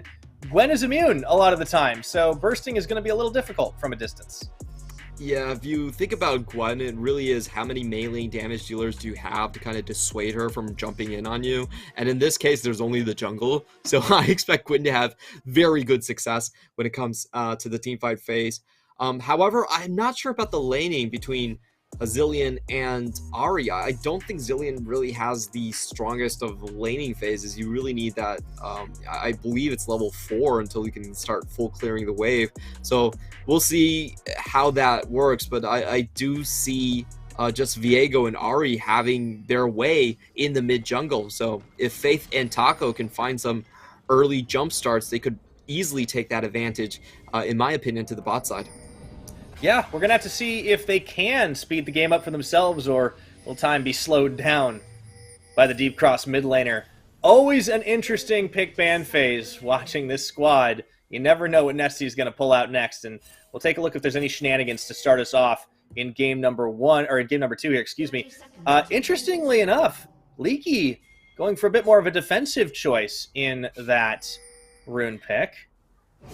Yeah, we do have Leaky with the Grasp, which is, we have seen it against tanks, but not so much against the Jace, which is the interesting thing here. It is showcasing that I think it's a trade pattern thing. Leaky doesn't really expect to get extended trades against Quiet while he's going to be taking a lot of incoming damage. So most likely he's just going in for a snip and then running out back and taking the Hollowed Mist with him. So just a bit off the top, not a full haircut. Yeah, exactly. So that's, I think, the main reason he's going for the grass. Another interesting thing is Faith here. Usually you do see the Airy being taken by Ari, but as you can see, this is very much a burst-focused Ari. He's trying to push the tempo early, and I love to see that. A lot of it does come down to if you can land those charms or not, but we're going to finally get Faith on a good Ari game, hopefully. Also, I may be a little biased, but Ari is a little difficult to say, so I definitely prefer the Electrocute on the whole. Yeah, I want to watch this top matchup, too, because we talked about how Quiet and Leaky are both really interesting top laners coming into this league, and I think they both have a lot to prove. Leaky has shown up immensely already, but we haven't seen him on this Gwen, so theoretically he has a massive advantage, and he's gone for this more interesting and unorthodox trading pattern with the Grasp of the Undying, and also, the more defensive Summoner spell setup. No Ignite for the Gwen, Teleport instead. It's all team focus. I think he is going to have a little bit more regen with this setup too, and as we can see, the poke potential here is actually quite strong coming in from Leaky. He's not really losing the trade, also has the median advantage to level 2. Ooh, aggressive move from Woody. They've actually got the root up, but Pinway turns around and body blocks. Man, Johnny on the spot for that support. I've been loving what Pinway's brought to this team. No shade at Kralix, but it does feel like a different caliber of bot lane 2v2. For sure. I feel like his team fighting as well has been pretty solid. So Impunity have shored up what I consider to be their primary weakness, which is they don't really have an explosive early game. Quiet, in my opinion, is actually quite decent in the lane, but he doesn't get that much help from Taco, and his laning stats do suffer a lot. Bot lane with Kralix, they did lose a lot of 2v2s, and Faith is usually pretty quiet in that area as well. So once they shore up a lot of their early game, I feel they have a lot more explosiveness coming into the mid game, especially when they're running these combinations that do require a lot of wombo combos and just reset kills. Oh boy. Yep. Sees the Herald path coming and walks straight away. Leaky is going to be dissuaded for just a second. Taco obviously just taking the opportunistic movement, and Hana, meanwhile, will go ahead and take an opportunity to pick up the Scuttle Crab topside. And, a Hecarim in a game, you talk about how it's so much impact in those team fights. A little bit later on, lets the dive really commence, and we've seen some hugely impactful Onslaught of Shadows, but he can definitely gank early. Ooh, Charm lands on the Zillion. Nicely done. Faith dodges out all of the bombs and manages to dish it right back. Yeah, I just feel like it's so difficult to lane against an Ahri in this situation. You can see that Faith is pushing the lane in, which usually is an indication you're winning in the mid lane. And you do get the extra movement speed from Foxfire. It's very telegraphed coming in from Nesty. I just feel like mid lane is going to be very difficult to do anything with. Meanwhile, they don't spot this Taco coming in. Here he goes, Kriskata trying to walk away. In fact, they actually opt for the Tom Kench instead as he steps right on top of the traps, gets the gray health, but that's going to be first blood to Blaze. And now Hana comes in, forcing the flash out of Pinway. And honestly, that was a nice smash and grab. Yeah, that was a great anticipation right there. Well, maybe it wasn't anticipated, but unfortunately for Woody, he did flash straight into that hook regardless. So, just strong early lead coming in from Impunity, and this is exactly what they want to see. They want to get that Jinx fed. Blaze has been the main damage dealer for this team. No surprises there. It was the same thing in the last split as well. And if he gets fed, then this kind of reset composition gets a lot easier to execute. Yeah, I mean, it's the right thing to do. It's the smart thing to do, and they did it exactly as they needed. Curious that the focus really was so hard on Woody. It just seemed like Kriskata would have been a prio target, but maybe they sensed he would be able to get away easier. Actually doesn't end up needing his flash. But all said and done, I mean, that finishes off the Noon Quiver. Meanwhile, back to the top, Quiet is in a lot of trouble here as he gets the knockaway, but Leaky ghosting on, walks it out. Quiet, well, he's still a little bit behind in this farm game as soon as this wave gets cut down to size, but you gotta be careful not to get 1v1 by the Gwen. Yeah, this is a pretty terrible situation for Quiet here, as he does have to walk back to his lane in this one. That does mean that DCG, in my opinion, has a chance to just go level 6 and lane gank him. He won't have enough time to really set up this lane correctly. He still has 2 wards, which is a lot more than I anticipated. But let's see if Hana decides to make a move here. That level 6 Onslaught of Shadows is incredible. And right now with his bot lane losing and mid lane being an Ahri, I feel like top lane is definitely the prime target for him. Makes a lot of sense, try to win more if you can. Meanwhile, Woody is going to go ahead and take a little bit of a field trip into the mid lane, and not going to cost Criscata a whole lot of anything at the moment. Oh, quiet. Got to be careful. Goes to the skies, into the mist, and actually gets the knock onto Leaky, but this is maybe the worst time to try to get aggressive because he runs straight into Hana, who doesn't even have an ult or need it. Yeah, that was incredibly weird from Quiet. I feel like it was overplaying his hand. I understand that he wanted to bait Leaky into Taco and hopefully get the team rolling that way, but he didn't have vision of Hana. Nesty's coming in here, and now it's a 3v1. Yeah, he kind of baited Taco into Leaky, and there we go. Hana's going to get a second one as the delayed double comes in, and so much farm going to waste. His Faith will look to try and grab it up himself, a little late to the party, and that is the difference. In the team coordination, Deep Cross just a little bit better and a little bit faster. Yeah, I definitely see Quiet just mispositioning right there. Hana, as I talked about, it's really expected for him to just go top lane. Like, there is no other lane that's actually easy to gank in this situation, especially when Woody doesn't have a flash. It's very hard to secure any type of crowd control. So I feel like Quiet just overplays his hand. He could have waited for that wave to come in and just take it underneath his tower with the help of Taco. Ventures out, gets killed, and now we have Hana that's actually very fed right now on the map. And you can see Hana and Nespi, both with those roaming Ionian boots, are going to have a massive impact on the map. Yeah, lanes, what lanes? 7.5 minutes into this one, it is a gold lead for Deep Cross. Not huge, but they definitely have it on the players that they would be happy with for the time being. As nobody's making eyes at the dragon just yet, but I think that is about to be a different story for the Rift Herald as Quiet opens up. Got to be careful. This isn't the safest take, but it is well-timed. I don't think they're going to be contested.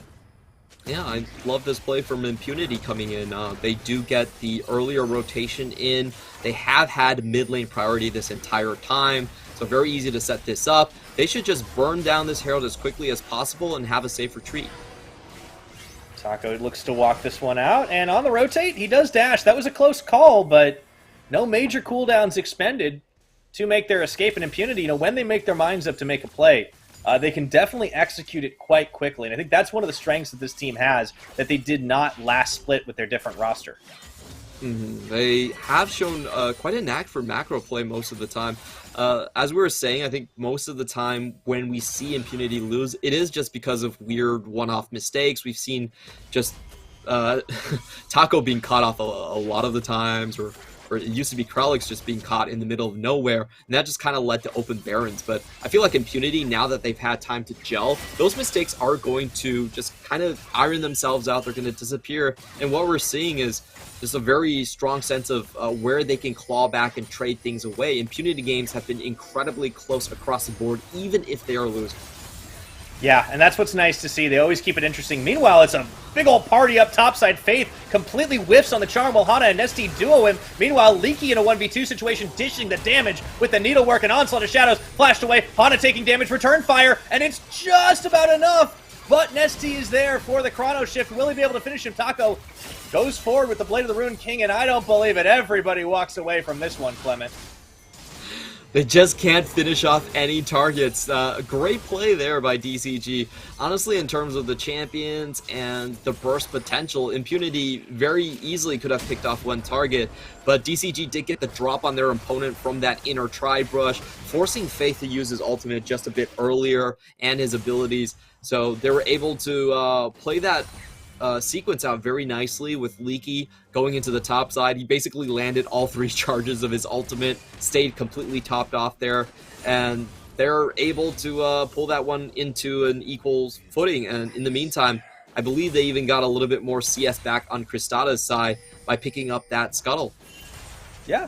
No, overall, advantage DCG. You can see it reflecting in the gold game, just slowly creeping up. It's been averaging just a little under 1,000 here, which is not a small amount. And now it's Impunity aiming for, I was about to say the dragon, but they're actually just trying to go on a ward clear and maybe see if they catch anybody here. This is an aggressive move as Faith finds Hana. The charm is dashed away from. I think they might have bit off more than they could chew. They are going to look for the Hecarim, but Hana gets swallowed up by Woody here. Now it's Taco in some trouble as the Super Mega Death Rocket completely intercepted. Taco knows he's dead. Criscata opens the curtain call, and Pinway has to flash away as Faith is absorbing everything and leaves the support out to dry. A little too aggro as Blaze tries to pick up the pieces here, but what can one 80 carry do against everybody? Another death denial. Faith tries to keep it alive, but he knows there is no more help coming. DCG cleaning up.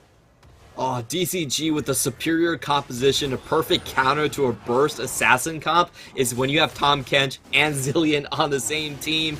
It was unfortunate for Impunity. I felt like their initial try definitely could have succeeded, but they just didn't chain up the crowd control well enough. Hana was able to sidestep the remainder of that burst.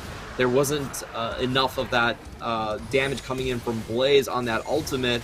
And we can just watch that play again. It's only 1 out of 3 crowd control abilities landing on Hana, and that's just not enough to kill him. Woody with the perfect body block, and Taco's just kind of left out to dry here. Easy range for the Jin to just open up here. Pingwei goes down, and sometimes Faith is just not enough.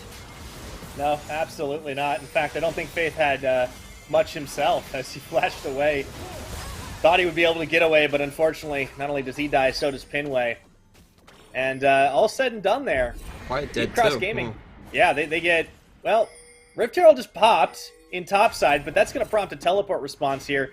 Impunity, I don't want to say they squandered a lead, but they certainly gave themselves up a little bit more than they needed to. And oh no, Shelly's not even going to get a charge off. I think Taco was probably reaching the end of the timer. Yeah, I feel like he feels just bad, had man. to use it. You know, if you don't drop it, it's...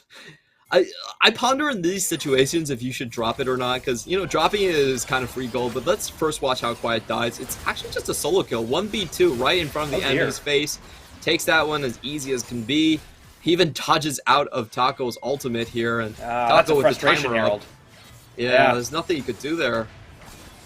Yeah, Leaky's having a pretty good game on this Gwen. I think all said and done. Rest of Deep Cross looking to dive up topside now. This could be trouble. Blaze not even on full health. Immediately heals. There goes the Onslaught of Shadows. Good separation right now as they will find 2.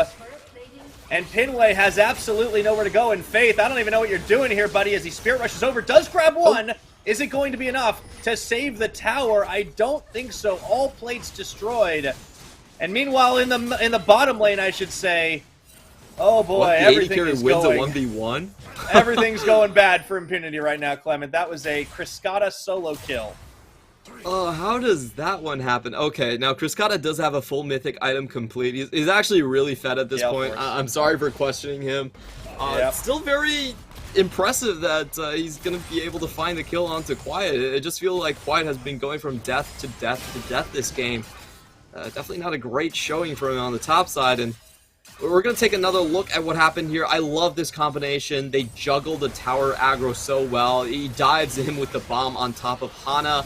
Hana, when he goes into resurrection mode, does drop the aggro, so they walk out of the tower range, and the tower isn't even hitting anyone at that point. It just goes until Woody hits the tongue lash. Meanwhile, on the bottom side, Quiet actually does a good job to sidestep, but the item difference, that's just sad to see. He was able to get away from the W, but not from the Gale Force and auto attacks.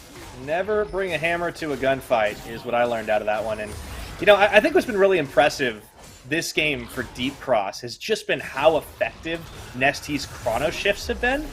I mean, it's a zillion. It's not that complicated, but like it's just so much heavy denial and so much good use of juggling aggro on tower dives. It enables them to both be defensive and aggressive in a really effective manner. Impunity are going to be able to get this bot tower, but even with first brick, it feels like they're in a bit of a gold hole that's going to be hard to come back from. Objective bounty is huge, though, and that does make a difference. We're going to watch that one again. It just seems like Leaky must die. That's kind of the answer from Impunity here. They land everything. Not the shock blast, but it doesn't really require it. Oh, wow. He does a lot of damage. He almost killed Quiet. Yeah. I feel like there was a bit of vendetta in that one. Meanwhile, though, Rift Herald popped in mid. I don't think you can stop the charge here. And meanwhile, as well, Hana comes in. They've got Taco caught up and rooted. No way to follow through on the damage, but they did prevent any defensive effort. And I think there might even be a second Shelly charging as the curtain call is popped. A few more shots, bombs on. They do get the stun up, and whoa, boy! That's a lot of damage.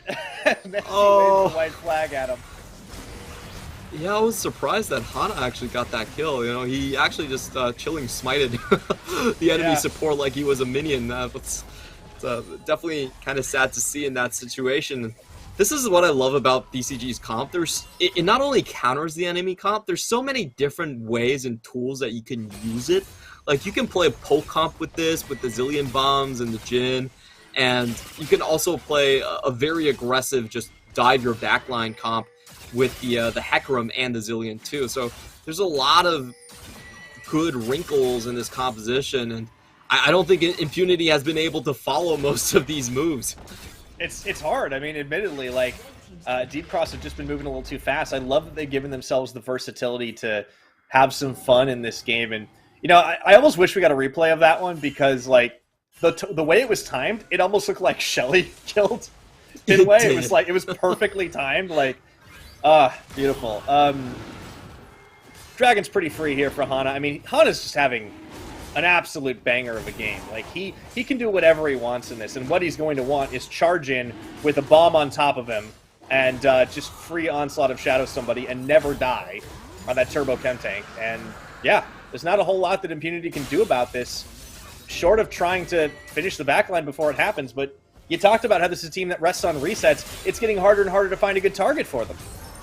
Yeah, and usually you have to stay grouped up if you want to reset something. Quiet. There we go. Oh, man, you get away from one, but there's more coming, and Quiet is going to be put 6 feet under here. Pinway flashing. I don't even know if it was necessary as he gets finished off by Leaky, and it just looks so tough right now for Impunity, as another tower should be shredded here. Criscata and Woody keeping that mid lane clear of minions, and really, Faith, all he can do is try to finish off the outer up top, which he got before that.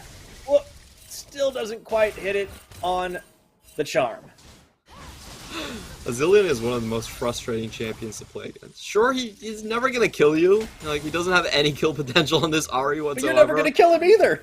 Exactly. You're not going to kill his team. That was a weird lane allocation from Impunity. I feel like they were playing a little bit too risky. They just tried to hope that someone would walk towards that top lane tower and allow Taco to find a kill there. It doesn't happen, and they get caught basically undermanned on the other side of the map. So, well played by Nesty. He didn't try and go up and contest that. He definitely sensed the presence of another jungler around that area and allowed his team to get a clean 2-kill and a tower on the other side. Yeah, really, really good moves from Deep Cross Gaming here in a 6,000 gold lead shy of the 19-minute mark. Hey, there's a charm. Unfortunately, it's on to Hana, and he just walks away on 4 legs. I mean, that is a big centaur. Yeah, doesn't even really care about the... He doesn't have any magic resistance, but he's so tanky right now that even with the true damage, Ahri's not doing much to him. And, you know, this is a interesting Ahri build. Usually we still see Everfrost to make sure the combo goes in. He really wanted that extra damage. Faith could be in trouble, though. Bombs are just going to destroy the minions. Has been able to keep himself alive a lot. I do think Faith has certainly improved when he's been able to play these types of champions that are more assassin-y. His Yasuo game definitely was a part of that, but I don't know if it's going to be enough here. Deep Cross are looking to set up for a bit of a bait in the jungle, or maybe just a big push here as Criscata leading the way. Not a whole lot that Impunity can do until they bring the cavalry, but those double bombs you have to dodge. They're starting to hurt. Pinway looks to set up, does get the Tom Kench, and into the knockup. Do they have the damage? Here comes Hana. Do they have it to finish him off? That's 1 reset. Can you get 2, Blaze? Oh, the captive audience, and here comes the curtain call to turn. Taco already turns around, and man, it looked like they have the advantage, but Pinway evaporates, and now they can't do anything. Oh, what a great snipe from Criscata. He just tags him by the shoulder. You could see that Blaze was trying to save his support, but just couldn't cover the entire width of that Nautilus there, and he still goes down in a 1-for-1 trade. It was great timing from Impunity, I have to say. Like, that was their best chance to get a kill. And remember, when Impunity wants to kill someone, they actually have to go through 2 layers of defenses, the Tom Kench Devour and also the Chrono Shift. So it was really smart that they opened up onto Woody. Honestly, Woody should not be positioning like that. That was kind of troll from Tom Kench. Like, you're one of the big champions that allows your team to escape. You should never be in the front lines kind of baiting like that one. So kind of mispositioning, but on the back end, Criscata just cleans this situation up so well. And this is why we give Criscata a lot of props, right? We've been seeing this guy pop up on hyper carries, but now we're seeing some really good snipe senses on the side of a Jhin, and he's honestly of all the rookies, of all the new players coming to the split, I think he's definitely made the biggest splash in my mind, and I'm really excited to see what he can do with this deep cross team, because they, you know, a little mistake cost them the game against CFO, but the fact that they were toe-to-toe for so long, I think that speaks volumes and why they only have one loss. It's starting to look like they're going to end the day without losing another one here against the side of Impunity, as long as they keep this effort up. It certainly does look that way. Right now, Impunity can't really leave any of their towers. If they do, I feel like Ari and Jace just get run down. Jinx and Jace just get run down. They don't have enough mobility. An interesting thing here from Hana, we have been seeing some of this pop out, but usually it's when you are relatively certain that you're going to be ahead. It is going to be a damage-oriented Hecarim coming in here. I'm getting flashbacks to the top smite Hecarim, Clement. True. That's the pure tank Hecarim, but this one's kind of different. This one, he's got some horseshoes on those trotters there. Yeah, and on the NA. Okay, all right. Well, Impunity are going to go for a Desperation Baron, and this is interesting. Leaky has Teleport, but they haven't sniffed this out yet. I believe they just catch wind of it now, or at least the game sense is there. And here comes Hana. He won't be able to flash the pit, but the Baron's already down to 4,000. This is a risky gambit. Impunity have to commit. Onslaught of Shadows. Oh, Hana just does so much damage, but they got to finish. They have to commit. It's going to get taken away by Taco, but will they live to tell the tale of the great Baron theft? Impunity trying to make their great escape. They are going to leave Pinway for dead. Faith might be as well, but it's not going to be the bait taken. Leaky taking a lot of damage here as Taco gets removed from the map. Blaze is going to try to walk this out, but nowhere to go as he's rooted for days. So Quiet and Faith will get away. Was it worth? I think it was. If you just lose 3, it's honestly just losing 2 people from Baron. If you take a look at the gold lead, they actually close the gap a little, especially with the objective bounties as well. So I would say for Impunity, that was definitely worthwhile. It was super risky, but I think a couple reasons this actually worked was because of that Leandri's coming in from Faith. He does deal extra damage to monsters there. The charge in from Hana is great, but the smite fight is won by Taco here, so it does make things worthwhile. Honestly, it's a shot in the dark. It's a Hail Mary, but if it works, it works. And when you're in a losing position like this, any bit of gold that you can claw back is definitely worth it. Absolutely. And there was no way they were getting out super cleanly. I do like that they tried to dip, duck, dive, and dodge. They managed to get at least one of their big damage dealers out. They removed Hana from the map, which is, you know, big bounty as well. And you gotta be careful. Hana straight charging into the base right now. He might actually have bitten off more than he could do here. This is an opportunity as they take down Nesty, and Hana has nowhere to go. It's a double kill for Taco all of a sudden. That's actually huge. Impunity can claw back and come back into the gold lead. They have a free tower into the top lane, and just think how many objective bounties, or just bounties in general, that they've taken right now. They got the Hecarim one. They've gotten the top lane. They were down by 6k before that Baron. Look at the gold lead now. It's down to 3,000. They're going to get another bounty. And I don't think Hana got the memo. It's Season 12. You can't just int like that and not expect the enemy to come roaring back. Oh man, they should have been shallow cross gaming on that one. Meanwhile, dive in for round number 2. Unfortunately, Taco is the one that goes too deep this time. Both junglers fighting off a lot more than they could chew, and Leaky is trying to cut them down to size. Finds one, finds 2, looks for a 3rd. Oh boy, Impunity, you might have wanted to rest on your laurels a bit. Let's see if Quiet can walk this out as he tries to dodge and takes 3 shots in the back of the head.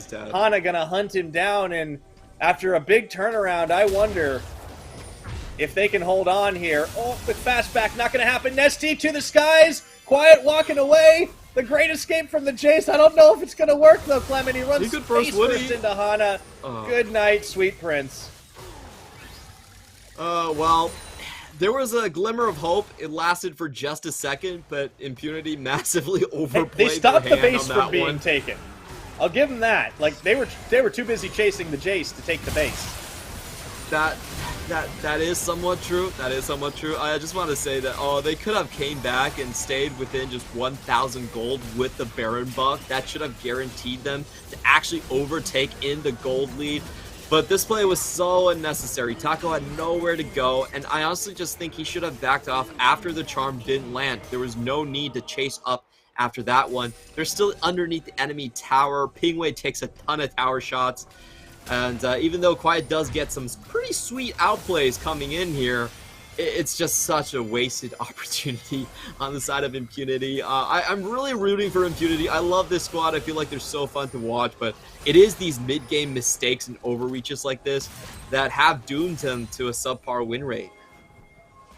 Yeah, there's a better chance than I feel like there was before the Baron still, but they certainly squandered the best opportunity, and now they're in a little bit of trouble, right? I mean, Leaky is just like full terrifying Gwen. Hana's been a big monster this game, and it feels like the only opportunity for Impunity is more mistakes now, and they do get a charm off, but Leaky's big enough to just tank it through. He's okay with this. Impunity have to pull off a miracle of a fight. They need the resets. Taco stepping forward. He's sniffing for an opportunity, but will he get one? Hey, if Hana can int once, then maybe he can int twice. They could definitely overplay their hand with the chrono shift here. Hey, look, stranger things have happened.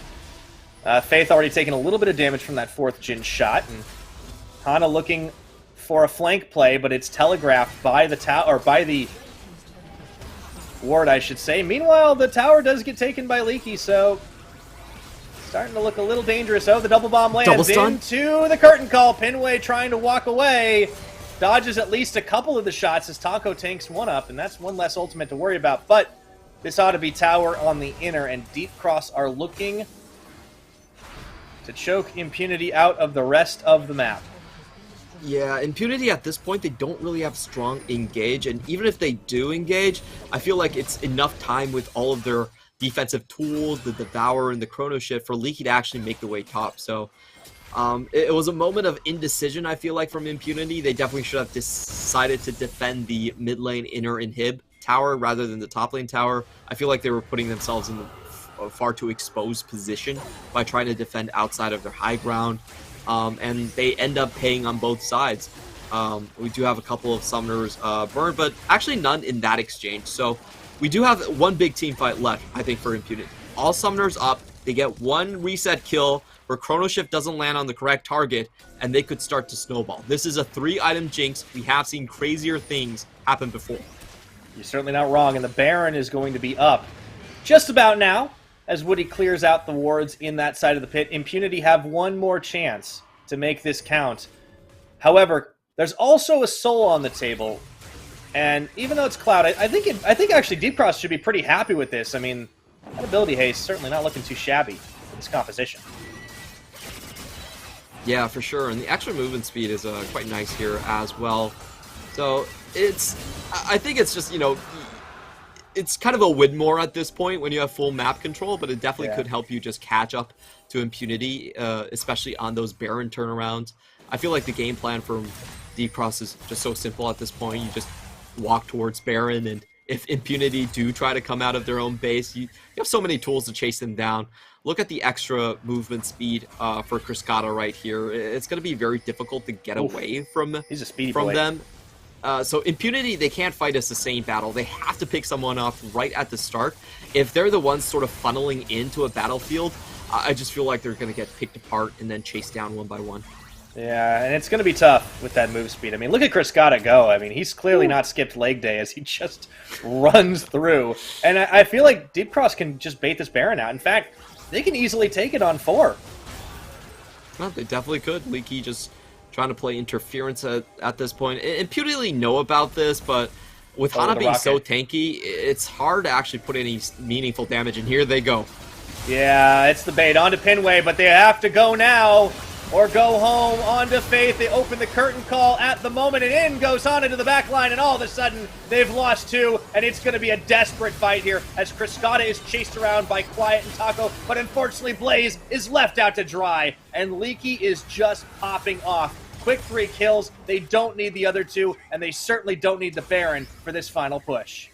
Oh, that was so painful to watch from Blaze's perspective. He's trying to chase into the enemy backline, but then he crosses a brush, and Leaky's already finished off his backline and circled around to pick him off too. Impunity just way too far behind, never got the resets going, especially from that Ahri. Desperate last effort from Quiet, but it won't amount to anything. They tried an interesting comp. I liked what we saw out of Impunity, but it was too little, it was too late, and at 31 minutes, Deep Cross Gaming will claim another victory.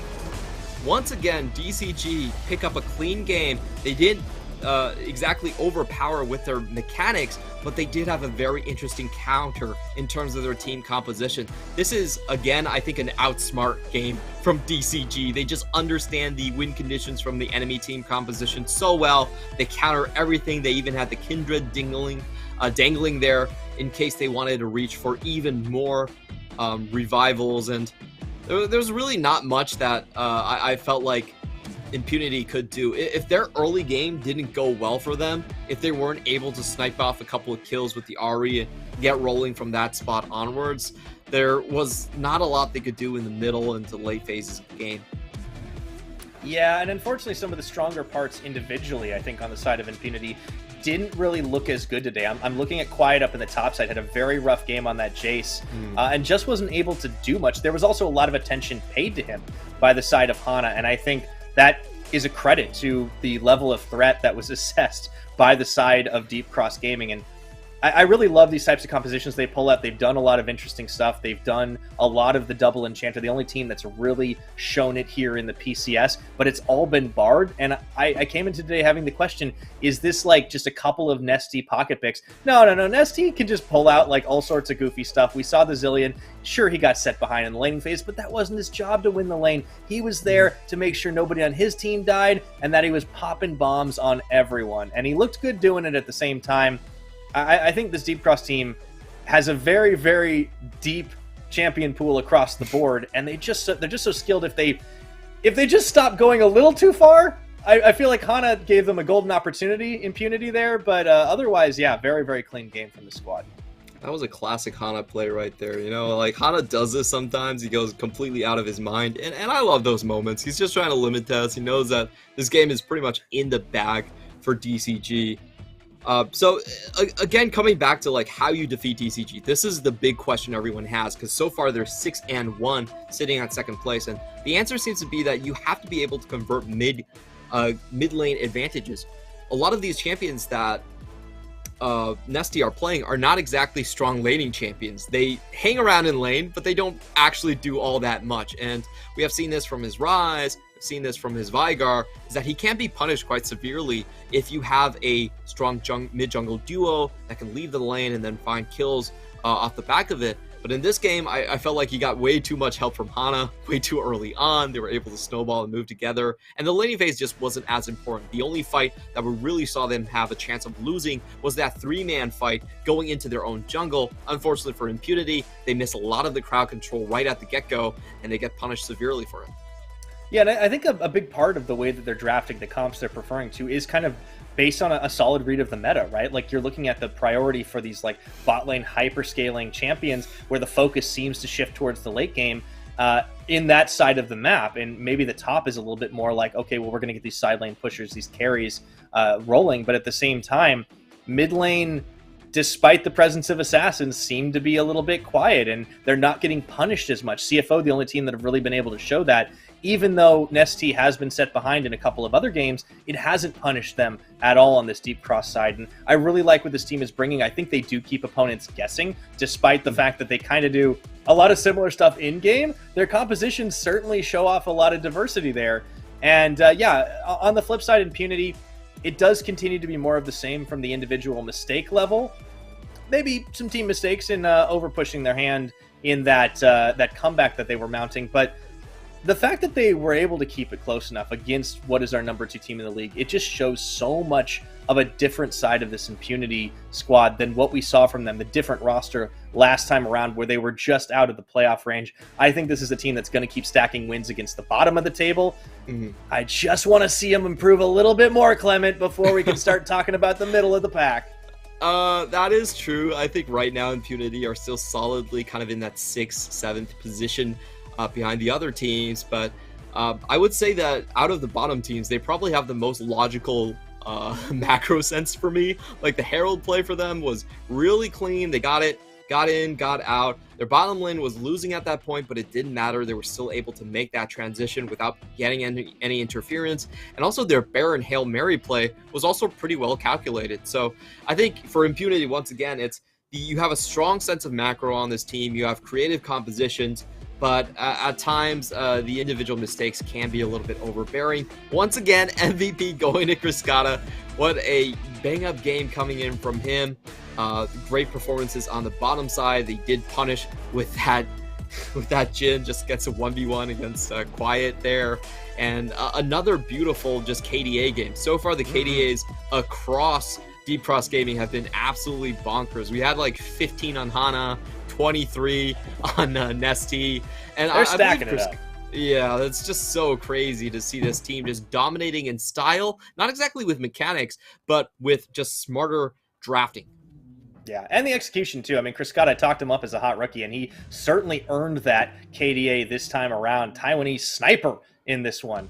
Really opening up, finding Pinway in a lot of those moments, and really just prioritizing targets on the curtain call. I like to see this team doing something a little bit different from the Aphelios Jinx handshake. I knew they weren't going to get the Zeri forever, so it's good to see that Cascada's got some depth to his champion pool, and the rest of the squad just continues to roll. It's been a fun ride to see this squad grow, and I think the rematch with CFO is going to be interesting to watch for sure. Oh boy, I would love it if like the 3 J teams are kind of locked into a triangle. Ooh. It's kind of boring when you have the best J team. You really want that picture where there's like 3 Spider-Mans like pointing on each other. It's like, huh? I mean, it's going to get, someone's going to have to make that meme. Absolutely. I believe it's already made. Of course it is. PCS All right, well, we got one more game to play. We're going to take a break. When we return, we will close out the day with CFO versus Hurricane.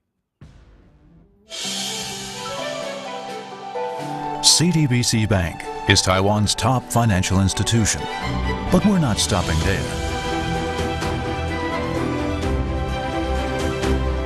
We're crafting an international brand and already have over 260 outlets in 14 countries.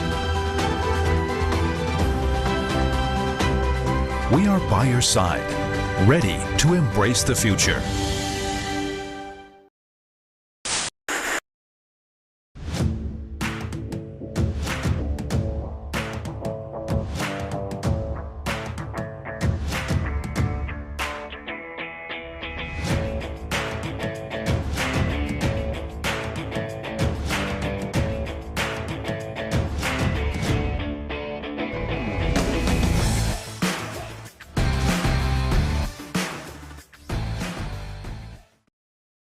Of is it gonna be mine? It's not a matter of chance, just a matter of time. I've been watching the clock, 10,000 hours go by. I keep putting in work, the tears are filling my eyes. I swear I've never been tested like this, but this is mine. It's not a matter of chance, just a matter of time. Never look back. If something's standing in my way, I always push back. If something seemed impossible, I never took that. Nah, cause now I know better. Can't stop, won't stop, I won't quit ever. Won't take me, the highest fall won't break me. The blood and sweat is what made me. I'ma get mine, just a matter of time. The deepest waters won't take me, the highest fall won't break me. The blood and sweat is what made me. I'ma get mine, just a matter of time.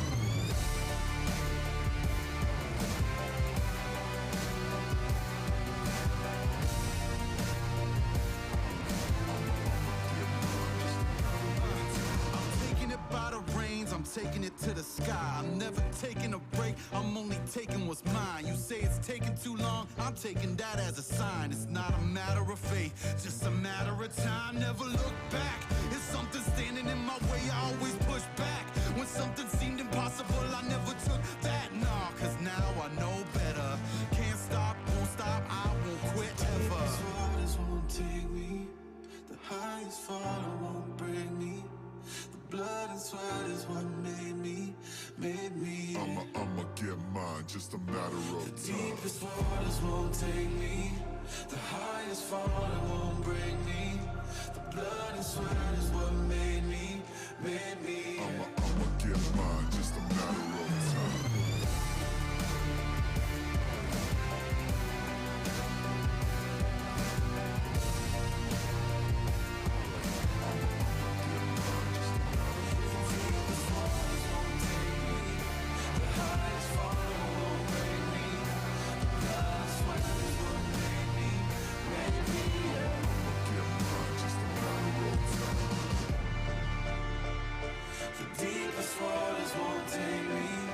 The highest fall won't break me. I'ma get mine, just a matter of time.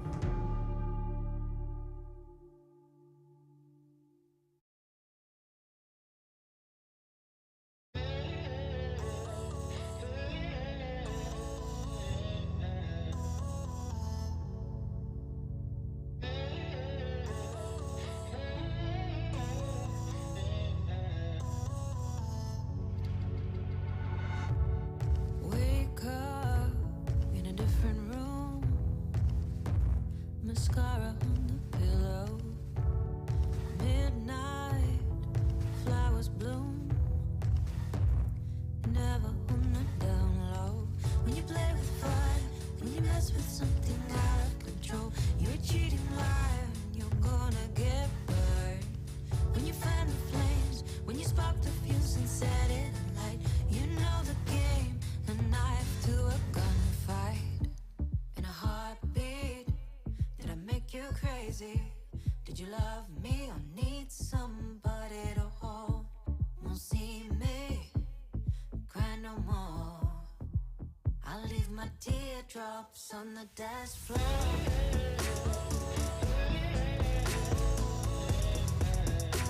My teardrops on the dance floor.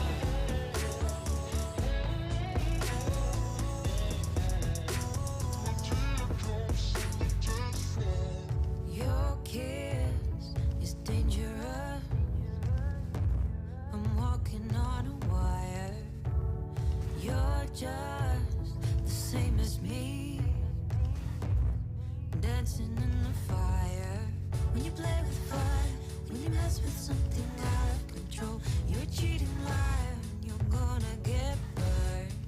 When you fan the flames, when you spark the fuse and set it alight, you know the game, a knife to a gunfight. In a heartbeat, did I make you crazy? Did you love me or need somebody to hold? Won't see me cry no more. I'll leave my teardrops on the dance floor. In a heartbeat, did I make you crazy? Did you love me or need somebody to hold?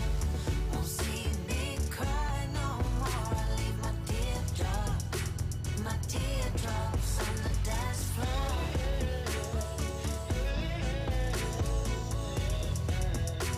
My teardrops on the dance floor.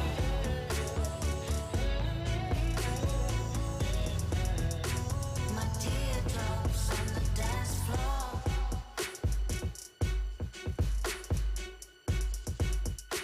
My teardrops on the dance floor.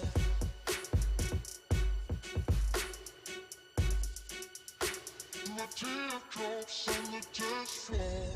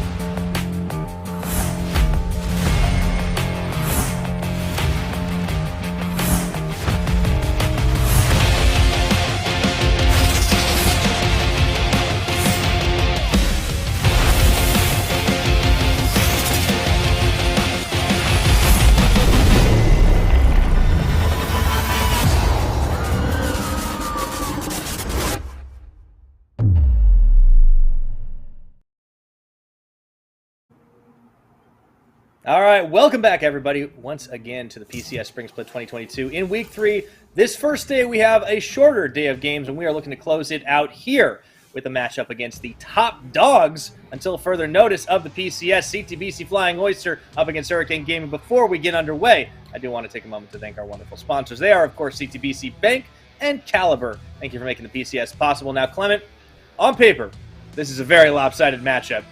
Top of the league versus right down there in the bottom two. But Hurricane, hey, they got one win. They beat Sem 9. Hey, let's go. It's going to be difficult, but they got one on the board, and that's momentum, baby. I'll try to make it a little bit more equal for you. So between these two teams, they share 6 wins and 6 losses. However, all of those wins are on one team, and the losses are kind of on the other. Actually, as you mentioned, Hurricane Gaming are 1-5. I'm sorry. By the way, you could literally have said anything because it's a known fact that play-by-play caster brains do not actually have the ability to do math when the cameras are on. I'm sorry. It's been proven beyond a shadow of a doubt. You could have made up anything you wanted, man. But this game is going to be very fast and very bloody. I think that's what I want to see here because Hurricane Gaming have one of the highest champion kills per minute. They are dying a lot more than they are killing.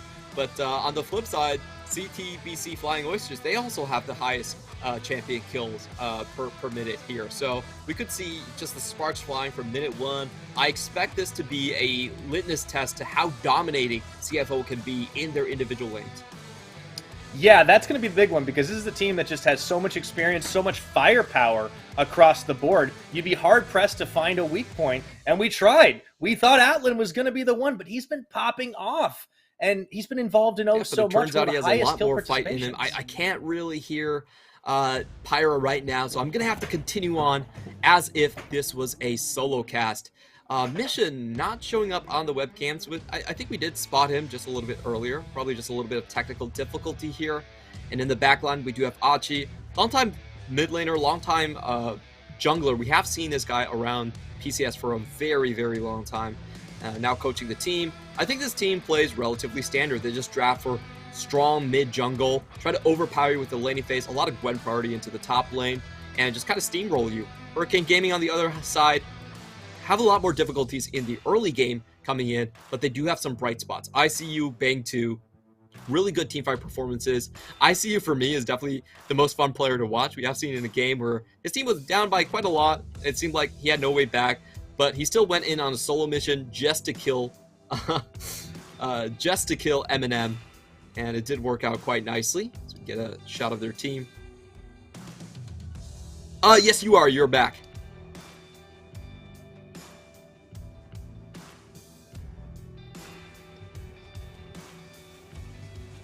Oh, okay. I'm hearing that Pyra is not yet fully back here, but going through their roster once again. Alio and Chacha connecting overseas from mainland, so they're not here. And take two, here I am. Oh, there you are. Yes, but we are talking about remote connections, and I do think every once in a while things go a little bit sideways. But for the side of Hurricane Gaming, Clement, they have been honestly showing us strength in the bottom and top half because ICU and Bang 2 have been kind of my standout players, but we're going to have to compare junglers because it is Gemini on the side of CFO, and I think Olio is going to have his work cut out for him this time. He is lane swapped, he is role swapped, he's even name swapped. He was Zhao Tu last split, and he's had a little bit of a tough time adjusting, I think. Yeah, it's an interesting way to play the jungle from Aliel. He tries to be the carry in most of the games and tries to go for scaling compositions. Well, I actually want to see him trend more towards Lee Sin's and try to get his lanes going a bit earlier. That's been the sort of gap that we've seen. He's had an Echo game, a Hecarim game, and in my view, if he just plays more for the early game, his laners can reward him with stronger performances. Meanwhile, Gemini, honestly, I feel like he gets to play however he wants to because Mission and Rest are honestly just the best solo laners in their respective roles. So he can go early, he can go late. It's really up to him. There's more room for Gemini to maneuver. While Alio, for me, I definitely would favor him just on something like Lee Sin or a Volibear. Yeah, I think that makes a lot of sense. Give an opportunity to, at the very least, like, set up engages, you can be tanky, you can stay alive. We have seen some Lee Sin from. I do like the adaptation in the bans. Mission has looked just too good on this Syndra, and like it does leave some things open. There is going to be the Gwen coming in for rest here. I do worry about that, but there's just so many weapons on this team. You kind of have to pick something, and I think that's not a terrible choice to ban. It definitely is. And the other big champion for Mission that we have been enjoying immensely is his Orianna. I feel like that one kind of goes under the radar as well. Good matchups into Rise, good matchups into Vira, as we saw against Deep Cross Gaming. And this is definitely an interesting one. We have seen the Gnar be able to stand up against the Gwen, and in fact, this was Rest's favorite counter pick in this matchup. However, the team fight impact is very different between the two champions. We have seen Gwen just kind of shred teams, while it's much trickier on the Gnar. So that's going to be the main difference in this matchup itself. Still going to go for the more team fight focused in the Hecarim. Of course, he still has some power in the early game, but really not as much as something like the Lee Sin.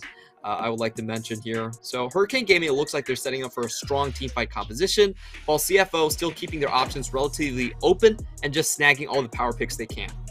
Yeah, and power picks indeed. As they get the Jinx locked in, they will go ahead and take the Lee Sin for Gemini. The Gnar pick, to me, definitely, I feel like it tips a little bit of the hand, because Hurricane didn't have to pick this early on. There's no reason to expect the Gnar is going to get banned away. And they lock in a Tristana for Bangtu, and Bangtu has been one of those players that has gone for some of the less orthodox picks. We've seen the Twitch pick, didn't work out. Now into the Tristana, which is not the first time it's been in this league, but this is a little bit different than what the rest of the league normally comes to play with. We have seen Bangtu and Enhao try to play burst compositions into Zeri, but I hope that they don't do that. To be honest, it's very hard to execute. Like, you have to get the crowd control perfectly correct and then kind of snowball. I just feel like Tristana, if you don't have the potential for running her in multiple lanes, she's not really worthwhile to run compared to just the Aphelios and the Jinxes. I feel like she's definitely a tier below those champions in terms of just raw impact. And we can see here from CFO, they're definitely keeping that Tristana in mind. It could go into the mid lane, where it does have very strong kill potential on most mages. Yeah, that's always a possibility. So with the Ziggs ban away, not going to give Bangtu a chance to open up even more explosive opportunity. And the bot lane focus for Hurricane is evident there as they look to try and ban away both the Thresh and the Tahm Kench. Also the Karma ban on the CFO side. So yeah, they're taking away a couple more opportunities for Enhao, as he has already played that champion before. Back into the second phase, I'm curious to see how this shakes out for Hurricane, if that is going to be mid-Tristana. I think you are onto something there, Clement, because the hover of the Ezreal is there. But this is going to be, unfortunately, for Hurricane, blind into whatever CFO take. Unless I'm completely wrong and they lock the Leona. I don't know. We're still going to get an answer at the final hurdle. But they want to keep CFO guessing, and that's for the best. Yeah, so Hurricane Gaming have a very situational comp. That's how I would kind of call it. So they want to go in, as evidenced by the Hecarim and the Leona, but they have to pick their moments quite correctly, which means they do have to win their top lane. I do expect a lot of games going into top lane. That has been a new trend for Olial. He, has split away from his Shanghai neighbor and go towards ICU's lane a little bit more in the recent games.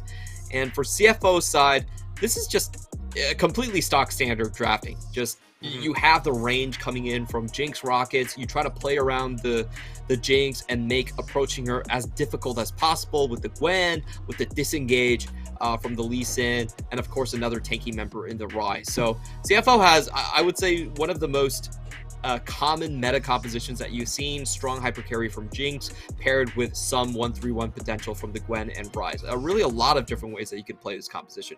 On the meantime, for Hurricane Gaming, I feel like this game is so much harder. It seems like they're going for a burst wombo combo that is kind of dependent on the Gnar at the same time. So we'll see how this works out, if they have the coordination to pull something like this off.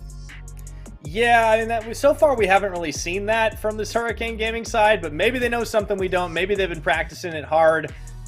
I don't know. Anything is possible. Hurricane Gaming could surprise us, could come out of the gate swinging, but for CFO, they've given themselves all the tools to success. They have set themselves up to be able to do whatever the heck they want. I'm excited to see Mission on this rise, because so far, he hasn't had to move away from the Syndra or the Orianna. So now he's going to try his hand at another champion in the mid lane that we've seen so much of, and a much more tanky opportunity, letting the other parts of his team shine, as he's kind of had a lot of the spotlight, being one of the most experienced players in the league, as well as such a devastating carry in the mid lane. I'm very interested to see how his sort of global play develops, because that's kind of been the weaker point of Mission's game. He's never been known as a big Twisted Fate or Galio player. So now playing the Rise in a lot of different matchups, you are expected to use that Realm Warp and make roams early on. How is Mission going to execute and coordinate with Gemini? That's going to be very interesting to see.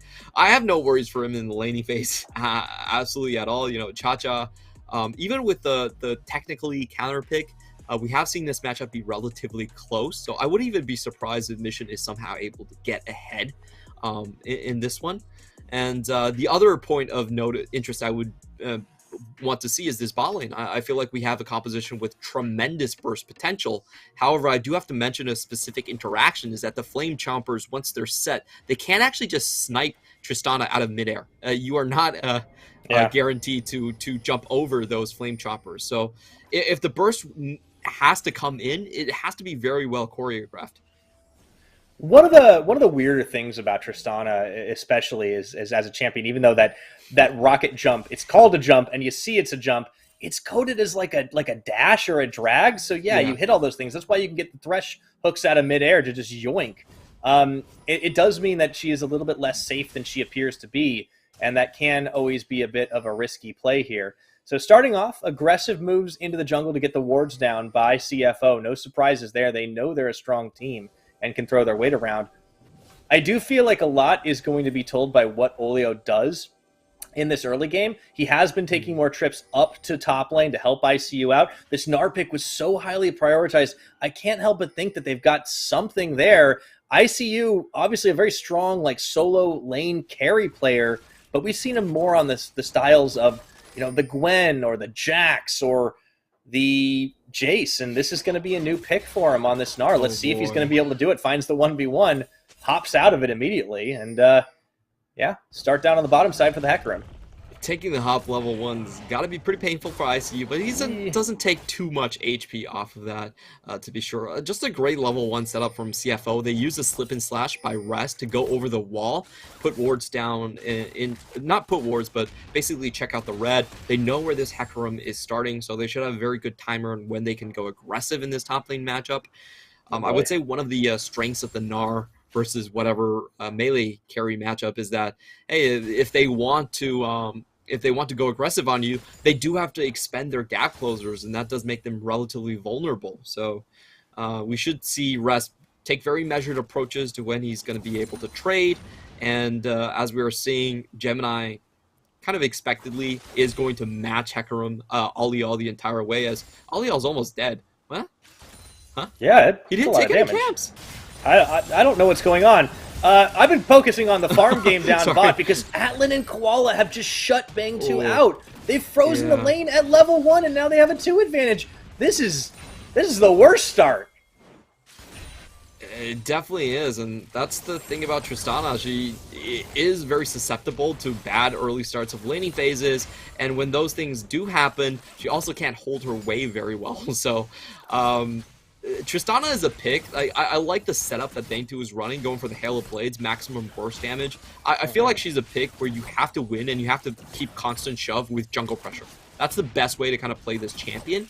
If you don't get that setup, she actually creates a bit of a negative snowball on top of herself. She can be frozen out really easily because whenever she tries to CS, she will push the wave forward.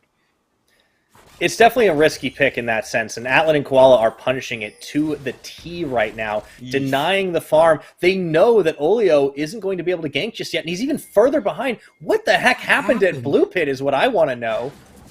Yeah, my guess is we have a level 3 in here. We do have a level 3. Flame Chompers down. Bang 2 can walk away from, but Enhao taking a lot of damage. And really, Atlan and Koala are no worse for wear here, as the CS lead just continues to grow for the Jinx. So what I guess actually happened in this game is that Alio actually failed the SOFM start between Blue and the Gromp. Like, we have seen a lot of Hecarim's try to do that, usually with help, though. Now Koala's going in. Oh, they're going to bait this if they can. Gemini, he's going to land the Sonic Wave, but it's Enhao that absorbs it, so that should be the end of the aggression for now. All the same, yeah, Bang 2 and Enhao have to walk away from this. Yeah, we are just going to see CFO go for a cheeky reset here, give Atlan a little bit more of an item advantage before they come back into the lane.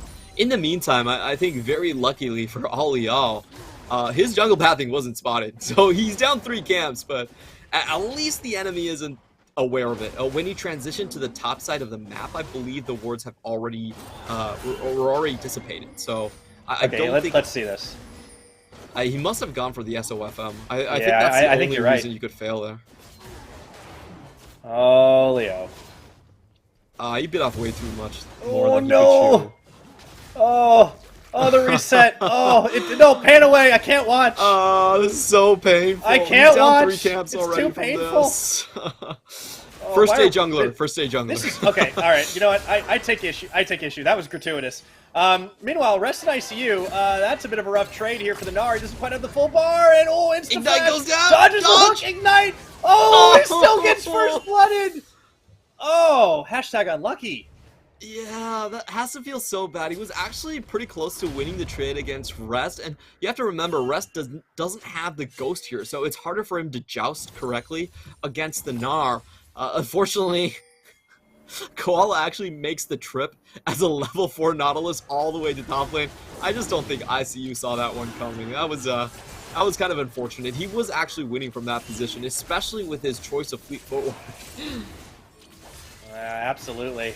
Unfortunate for the Hurricane top laner. Also unfortunate for Olio that Koala was there to spot out this Hextech Dragon Tank. Now Mission going to look to try and help flank while Koala looks to close the trap as the rest of the Hurricane Gaming side is taken low. They will get the smite. No, it's stolen by Gemini. And now he's going to take their lives. I don't believe it.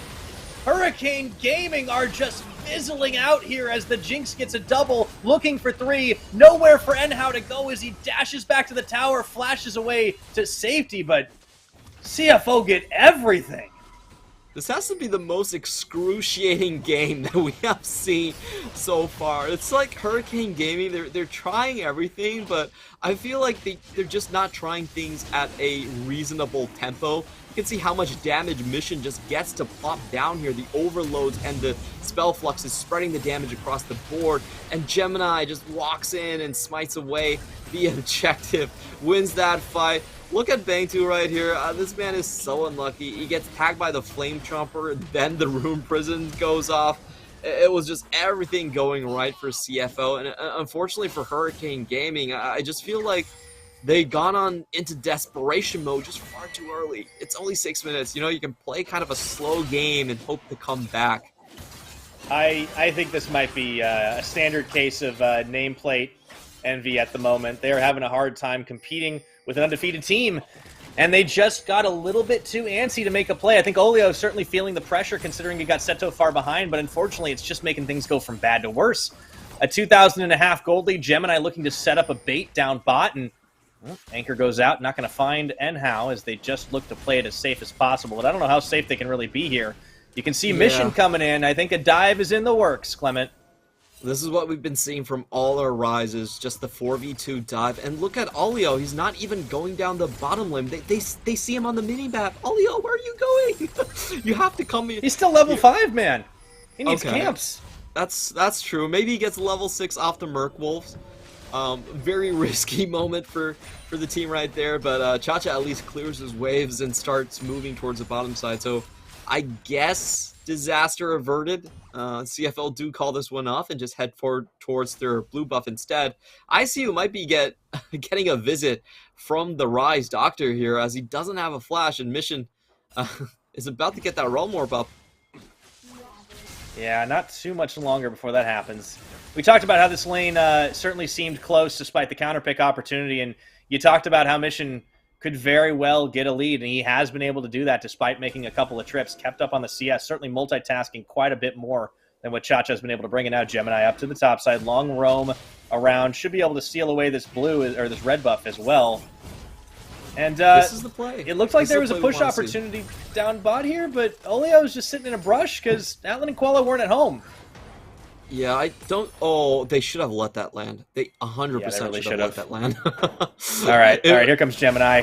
Narbar almost complete. There's the hop, the kickback, and the snip. Oh, he doesn't even get to go Mega. It's just not fair. It definitely isn't. They saw Hecarim leaving the brush right there, instantly go to the top lane. There's no chance for a counter gank. No summoners blown right there. They have full control of both solo lanes. And this is just the standard CFO play. You win your lane super hard, you win your skirmishes off of those winning lanes, and you just snowball the game. For Hurricane Gaming, I felt like they had a good strategy of trying to get this bot lane in action, but just too many things went wrong.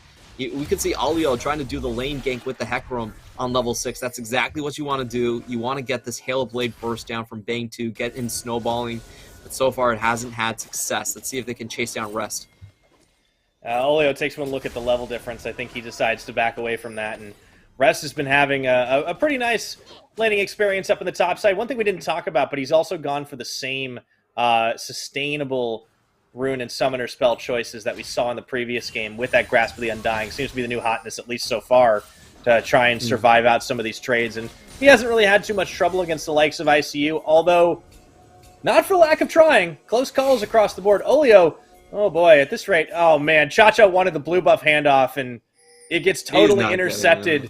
CFO, this is, like, I want to report them for cyberbullying, Clement. This is not okay.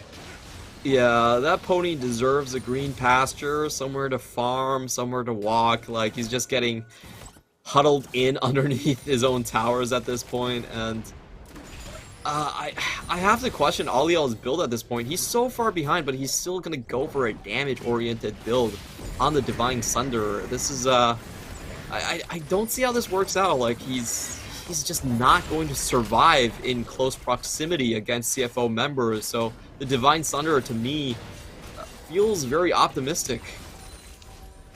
They still feeling the comeback at some point, but man, they're going to have a mountain to climb to do it. And 11-15, there's the Gore Drinker built by Gemini in this game. Rest is going to have a big wave of minions to crash into him, and you know, you just have a hard time seeing where there's an advantage or where there could be an advantage for Hurricane on the map. CFO have been able to read just about every one of these plays, and in the few places they haven't, they've kind of gotten lucky on the timing, and there's going to be a dragon up and available. They've already got the first Hex Tech. This mountain should be pretty free as Gemini is able to pop over the wall. They spot it, but here's the thing. You can't really do anything about it. Yeah, I feel like for Hurricane Gaming, their only source of kill potential in lane is still going to be the bottom side. So the critical thing here is to watch if CFO are going to be able to drop wards into either the jungle or the lane. I think if they have deep wards in the lane, then Hecarim really isn't going to do much, and it looks like Bane2 is just giving up the laning phase completely. He can't even go towards his bottom side at this point. So opting out for the mid instead, yeah. Yeah, they could try to go for a Herald as well, but that Herald still has a very long timer on it, and I guess the only play is try to catch Koala. Yeah, I mean, they did it, and he flashed, but they're still going to get him here. Let's see if they have enough damage to finish the job. As everything gets expended, can he walk away? There's no way. That would be ultimate insult to injury. The answer is no, but they trade for tower, Clement. Yeah, that was a desperation play for sure. However, they're not going to be able to continue that play with the Gwen. Actually, they could. Oh, it's interesting. Oh, they can't push in the wave. That's going to be the problem for them. As Russ is even bold enough to go aggressive on ICU despite not knowing where Aliel is on the map. Kind of an interesting move and a very Rest-esque play here. Yeah. Sometimes Rest just goes for the risks and it works out more often than not. You do see Olio there. The back is going to come in here, and Hurricane, it seems like they are just running themselves in circles, looking for an opportunity where oftentimes not a whole lot exists. Yeah, they got a kill. Sure, you're not getting shut out of the game anymore. It's not going to be a perfect game for CFO, but that's a small consolation because of how wide this gold gap has been and just continues to be. The push is still through. I mean, all the turret plates got taken down bottom as well as the tower. There may even be enough timing here for Mission to get another one. I don't think he's going to commit to it because he sees Olio and Enhao on the horizon. Yeah, he has enough time to grab it the last second. There we go. Even more. If I know Mission, he's definitely staying for it. Mission is the type of guy that will stay for a cannon minion even if he sees a gank coming. So he's really good at laning. I'll just put him that. He never lets that CS go to waste. Well-earned confidence, though. And meanwhile, Rest is not going to let that one go either as he takes that last plate. No, he doesn't actually get it in time, but it doesn't matter because they can take down ICU with the needlework and some snips. Yeah, that has to be so frustrating for ICU. He dodged out on the auto attack, but couldn't dodge away from the ultimate there.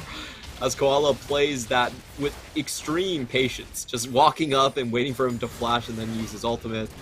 That's the problem with this Gnar pick. I feel like as a Gnar pick, if your laning phase goes poorly, you don't even have impact in the team fights. Like, you just prioritize this so heavily, too. That's why it's such a confusing choice. ICU has been so good when he's been given these power picks, but the Gnar, yeah, you're right about it being situational. And, you know, I feel like we're broken records here, because I remember the same thing being said last season. Yeah, I feel like the reason they went with the Gnar is because it is relatively a low maintenance pick. You can just play away from the Gnar and just try to snowball the bottom lane, which I think was the strategy the entire way from Hurricane Gaming. Unfortunately, I feel like CFO really read that strategy and counteracted so well to it. So a couple of things going over what CFO did correctly, I think, to break apart Hurricane's strategy is first they did the level 1 invade, very deep invade, made sure the Hurricane didn't have an easy jungle path from top to bottom into gank. That would be very deadly, especially for Atlan's position. As you can see, he's even running a cleanse here. Unfortunately, that disruption meant Hurricane Gaming had to go for these SOFM start. That failed, and I feel like that was desperation from that point on. Yeah, I think we've harped a lot on how Hurricane have just not been able to execute it, but like you raise an interesting point. Like it looks worse even than it is because of how well CFO are playing, because of how well they're reading the map. There's a reason this team's undefeated, right? They're just so good. What is up with our junglers today? Gemini missing the Q on the Herald. That happens to the best of us. Everybody gets one. It's okay. It's forgivable. Shelly's hitbox is actually a bit smaller than I would imagine. The Carapace apparently doesn't count. You have to hit the body. So just for you junglers out there, should be an easy drop into the mid lane. And I do feel like this is one of Hurricane Gaming's best chances to kind of come back. They do have a wombo combo composition where you have Shockwave plus Onslaught of Shadows. And if Bang2 can just drop his ultimate as well, that's a lot of instant damage. It absolutely is. Now Rest looking for even more on ICU, and he's going to need a hospital soon. Oh boy. Tower and the kill. Shelly gets the charge. Atlan, look at how confident this man's playing on the front lines. Get excited, Jinx. Got Koala at his back and forces the defensive onslaught of shadows. Oh boy. Is that really necessary? I felt Olio thought it was. Yeah, that felt a little bit panicky to me. He's still, like, when you're unstoppable, you can really hold on to those abilities a lot longer than you're supposed to. It does look like Aliel is just trying to play as safe as possible, but that just means that there is no counter engage potential from Hurricane Gaming. They don't have their main combo piece to execute this, and I don't think Gnar can even get Rage at this point. Like, we're not even going to see Mega Gnars into these team fights. He has difficulty walking up to these waves at this point.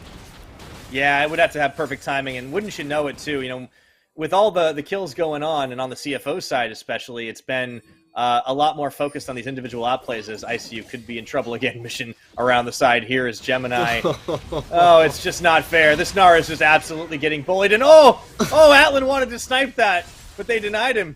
Mission takes his due. I feel like it's a tradition on CFO right now to deny Atlan his skill shots. Like, we have seen Atlan try to land Moonlight Vigils, and the front line from CFO is just like, no, we're just taking these kills. Wow. And that's why I was like, why Divine Sunder? Like, you're so far behind at this point. It's just, it just feels like you're not going to survive. That was less than 3 seconds of trading, and that was a good wave clear. Yeah, unfortunately, unfortunately for Cha-Cha, Atlan actually didn't even need to use any summoners to escape from the shockwave. It's just, they're playing to the edge really well, but at the same time, they're also so far ahead, they can afford to be a little bit more cavalier about things. I don't even know if, at this rate, Infernal Soul is going to be the be-all, end-all, but if CFO get it, I mean, that's going to be lights out for any potential 5v5 if it isn't already. Yeah, I feel like we're quickly running out of, win conditions for Hurricane Gaming, and we're just kind of wondering, when will this last? I think in summer maybe, because there has been word that it's possible that we're opening up like border controls, that maybe we're gonna finally see Hurricane Gaming get together, and Atlan could be the target. Oh, and he claims his runs away, flashes everything. He's still gonna get out. I don't believe it. Mega Death Rocket coming in, and Bang 2 is deleted for the reset. Koala tanks it up. This is how far apart the gold game is, as Atlan spends everything to escape and turns up with, well, I was gonna say 2 kills, but he's actually looking for another one as he takes the last second Realm Warp, and Olio has got nowhere to go. Atlan will finally claim his second. Oh boy, again. That was absolutely ludicrous. How did he manage to survive that? Leona even flashed for that kill, but they still weren't able to lock him down. I'm just at a complete loss for words right here. Just CFO, they're just getting away with murder on every single play. So far ahead, that'll do it. And yeah, it looks like we are going to get a 20-minute game here, as ICU can do nothing but slap the emotes up in the air. Well, maybe not. CFO are going to play this a little more clinically. They will back off. I feel like ICU is slowly descending into madness. Like every game at the end here, we see him emote spamming. I feel like he's trying to communicate with the audience about something. It's really just kind of funny. Let's watch this again, how Alan survives. So they actually land the first ultimate completely okay. Enhao doesn't flash in to chase up though. I definitely felt like the team was just on 2 different pages. We saw Tristana flashing in to try and finish off the kill, but Leona not going forward to put in the extra crowd control here. So Jinx just ends up walking away, and the AD carry just dies. Yeah, foregone conclusion. We don't know how this one began, but I think we know how it's going to end, Clement. Rest chasing down Olio now. He's got 4 legs. He does get away, but immediately the panic teleport back into the base ICU. He's like, well, we're going to lose if I don't do this. And, he might be right if they were a little bit faster on the draw. CFO are just kind of taking a leisurely stroll through this jungle. It's Baron time. I'm just imagining, like, what happens afterwards in the Hurricane Gaming, like, discussion. Like, Olio probably just tells him, I got that 1 kill. I'm good. Or something like that. It's just... I don't know how you kind of review a game like this one, because it was just... So much of it stemmed off of just critical mistakes from so early on in the game. So, like, I honestly feel like this game was over at 5 minutes. Just like the first Drake. Against a lot of teams, that's not always the case, right? There is always comeback mechanics. It feels a little bad sometimes. But it's just, you can't do this against CFO. You can't do this against the top half of the league, really. I mean, that is the difference. We do have such a big skill gap, I feel, against the top and the bottom. And Hurricane, they just have so many answers to try and find, and I don't think they're really going to get much out of the footage here. You're right. It just, shouldn't have done that at level 1. All right, no SOFM starts, and now CFO are looking to close the trap. Onto the roots, Enhao, tower taken. You can see the damage that Atlan's dishing. It's massive. Rocket comes through, and he will claim the kill again. Meanwhile, Rest is going to lead the rest of the super minions in the mid, and this has got to be lights out as they get another hook onto ICU. Meganar does come up, but it just doesn't matter as Bang 2 limps back to the fountain. He can't get away. Atlan's running wild. 17 kills to 1. 23, 22 and a half minutes, and a full-on fountain dive. It's some fun League of Legends as the Jinx pads some stats. They don't even die? And it's GG. Oh, boy. I feel like the best way to sum up that game is at 22 minutes before the Nexus, we got a shot of the Mega Gnar. We know that Gnar can actually transform. Because the rest of the time, Gemini's timing was just so on point that ICU couldn't do anything. Like, he got no support from the jungle, and Gemini was just whenever he wanted to farm. Rest there to pick up the kills.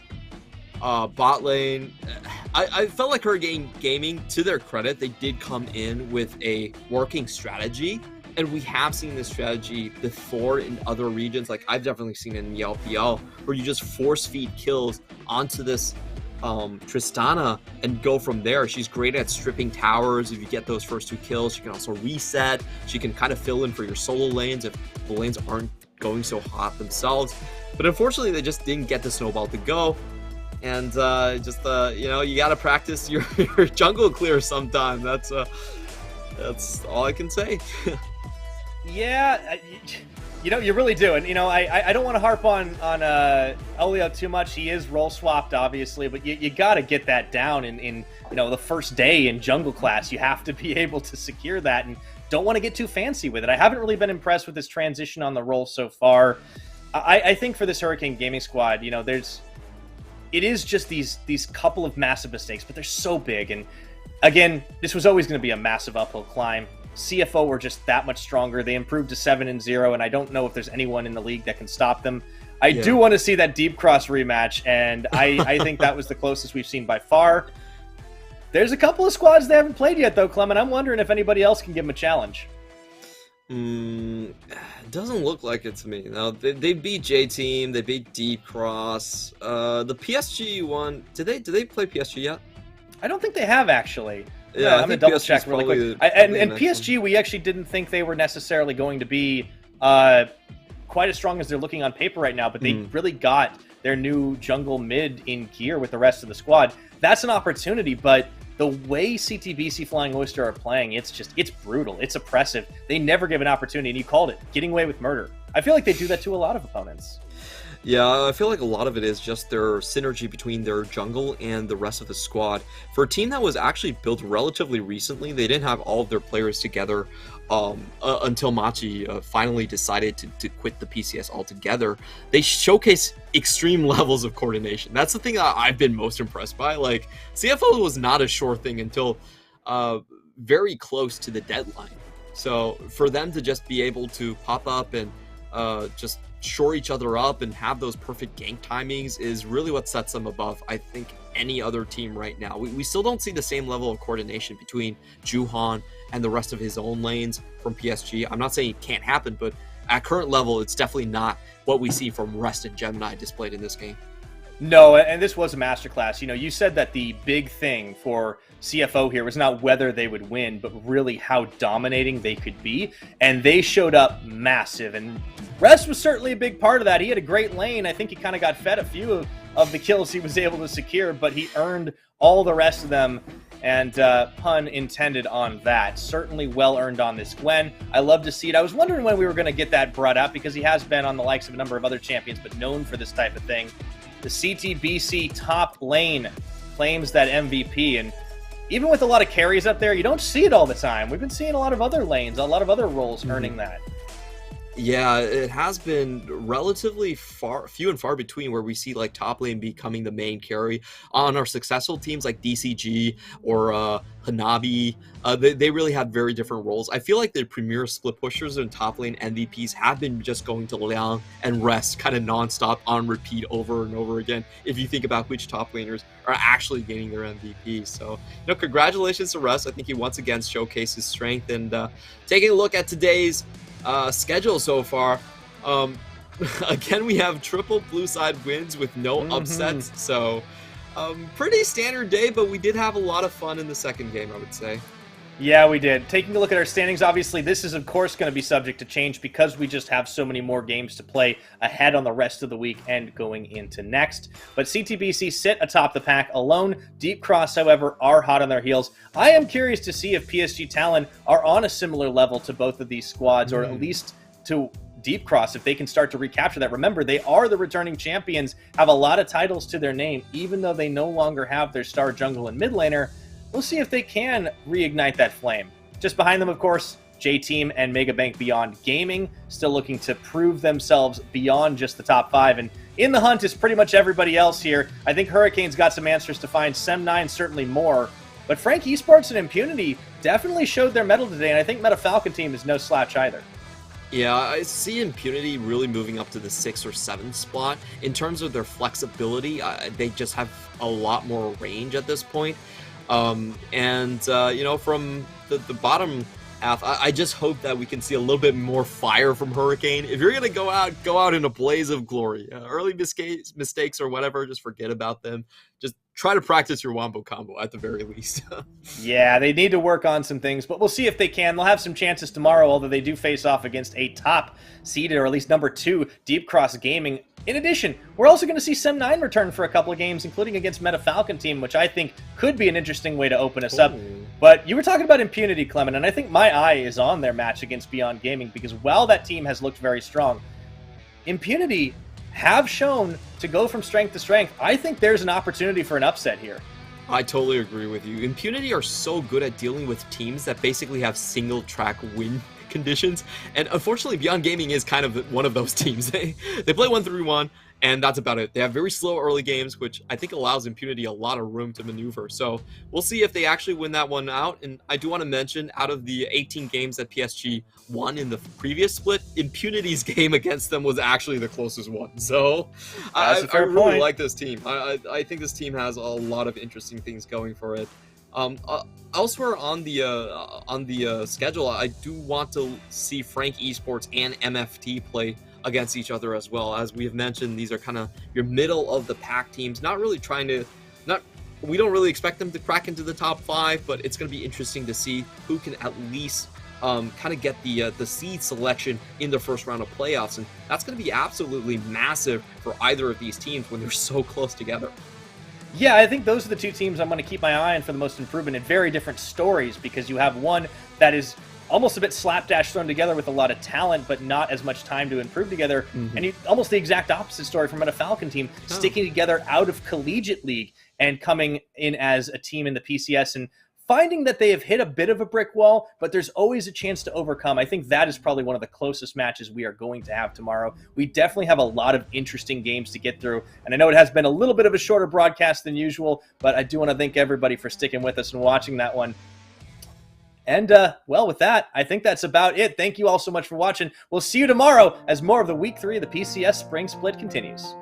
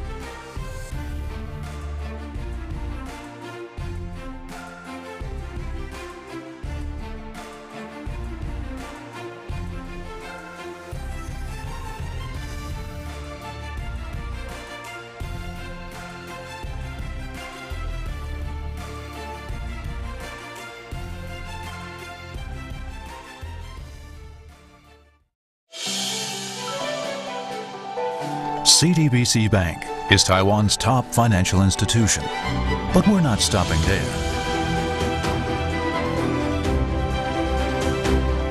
We're crafting an international brand and already have over 260 outlets in 14 countries. We are by your side, ready to embrace the future.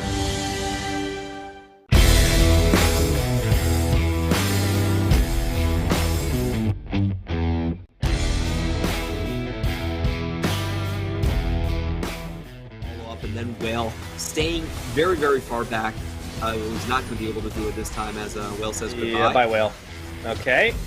Tower should fall, even though Taco does get the Chris Cuttis does get taken down. Maybe they have a chance now that there's no Zeri in this one, but all those Gangplank barrels are starting to sting here as Leaky goes on a rampage, and MMT might get a bit more. They grab Nesty, getting a little bit of revenge, but they are running fast out of health bars. However, they're still fighting here. Triple kill for the Gangplank and a Quadra.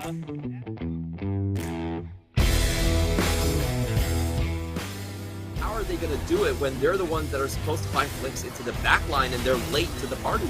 And look at where the Dragon is that gets bursted down. Taco in a weird position. He has Flash and Moonfall available. 5Ks are going in. The quickness set up the face of Wombo's a Moonfall as well. Right now burning down the back line. 665. The jungler is destroyed. Taco on top of FaZe while the rest of Impunity blow them up. Been a little bit more fortunate, I would say, in his teams. Wako. Lazar. No, you dead. So long. Leong, it feels like Leong does not forgive or forget any slights. Have stayed looking to try and find a pick. Kino is the one that gets caught for just a moment. Meanwhile, the rest of the team comes through. Man, those shock blasters starting to hurt. They've got him corralled, and here comes Kongye looking for an opening around the side. Meanwhile, Enzo is going to get caught right in the middle, but he is tanking through. And they've got the kickback, and Wako goes to the skies and buried 6 feet under. Minji on the run from Uniboy. He might have the shockwave, but it just doesn't matter. And the team is cleaning up. Leong does get a double kill on the back half, and that might be enough to save the fight, but they turn their attention over to Kino and Usha. Big shock blast. They just need a little more, and they will be able to delete him. Driver on the front, chasing down Kino. It doesn't matter what Leong does because he's out of teammates. There's no one left on his side. Uniboy has the red smite, will be able to use it, reduce some damage, but Leong's still quite strong, but not strong enough.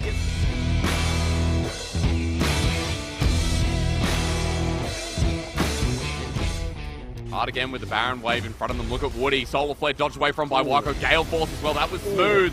And now too deep is Hana. Woody giving him something to safeguard too, but Husha with the ultimate. A 2-man Moonlight Vigil. Hana burning down. Ticking over the side, he survives, but look at mid lane here. Woody and Chris Carter against the world.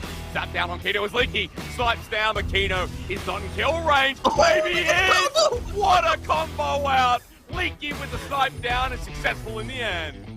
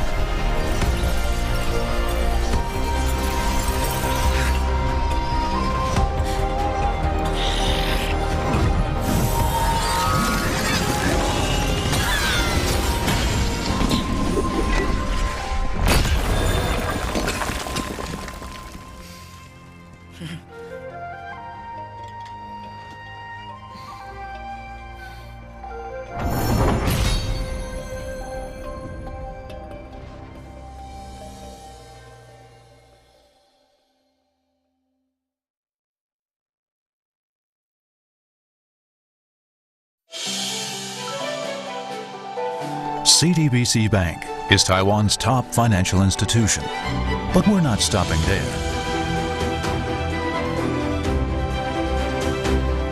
We're crafting an international brand and already have over 260 outlets in 14 countries.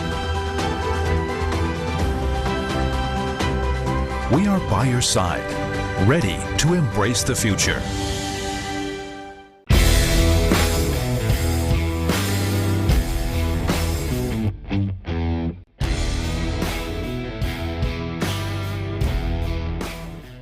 And then Whale staying very, very far back.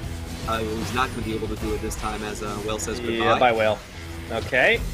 Tower should fall, even though Taco does get complete. Chris Cutter does get taken down. Maybe they have a chance now that there's no Zeri in this one, but those Gangplank barrels are starting to sting here as Leaky goes on a rampage, and MFT might get a bit more. They grab Nesty, getting a little bit of revenge, but they are running fast out of health bars. However, they're still fighting here. Triple kill for the Gangplank and a Quadra.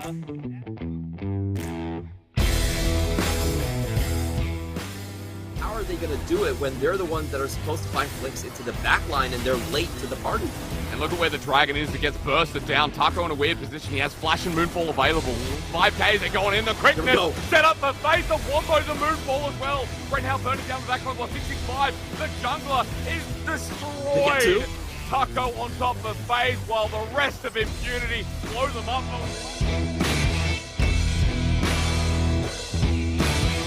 A little bit more fortunate, I would say, in his teams. Wako. Lazar. No, you dead. So long. Leong, it feels like Leong does not forgive or forget any slights. Have stayed looking to try and find a pick. Kino is the one that gets caught for just a moment. Meanwhile, the rest of the team comes through. Man, those shock blasters starting to hurt. They've got him corralled, and here comes Kongye looking for an opening around the side. Meanwhile, Enzo is going to get caught right in the middle, but he is tanking through. And they've got the kickback, and Wako goes to the skies and buried 6 feet under. Minji on the run from Uniboy. He might have the shockwave, but it just doesn't matter. And the team is cleaning up. Leong does get a double kill on the back half, and that might be enough to save the fight, but they turn their attention over to Kino and Usha. Big shock blast. They just need a little more, and they will be able to delete him. Driver on the front, chasing down Kino. It doesn't matter what Leong does because he's out of teammates. There's no one left on his side. Uniboy has the red smite, will be able to use it, reduce some damage, but Leong's still quite strong, but not strong enough.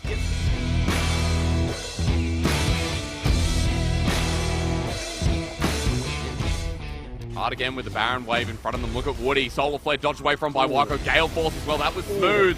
And now too deep is Hana. Woody giving him something to safeguard too, but Husha with the ultimate. A two-man Moonlight Vigil. Hana burning down. Ticking over the side. He survived. But look at mid lane here. Woody and Chris Carter against the world. Zap down on Kino as Leaky. Snipes down, but Kino is not in kill range. Maybe he is. What a combo out. Leaky with the snipe down is successful in the end.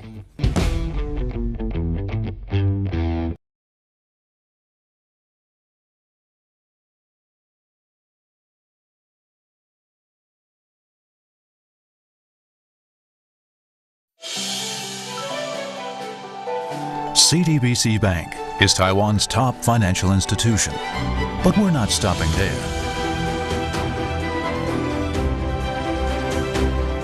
We're crafting an international brand and already have over 260 outlets in 14 countries. We are by your side, ready to embrace the future. The difference between medicine and poison is the dosage. Allow me to demonstrate.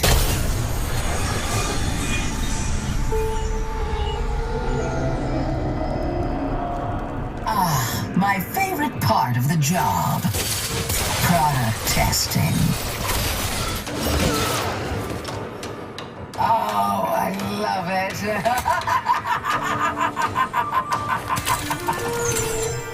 Move now! Die for me. I don't need to get my hands dirty. Oh, but I do enjoy it. Kill them and suffer! for me or work against me. Doesn't matter. Everyone comes to my side eventually. I bankrolled your pistols naked, Samira. Those guns are mine by right. Step aside, worm. Don't think, just do. Get over here. Remember who helped you in your hour of need. Never cross Renata Glask. We don't have to be enemies. Let me change your mind.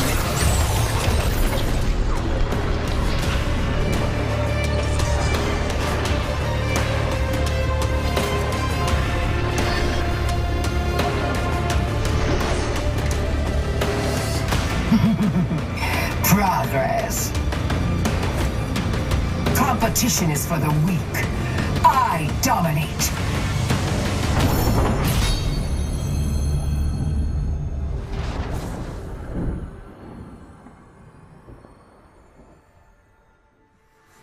It's Ms. Glask, if you value your life.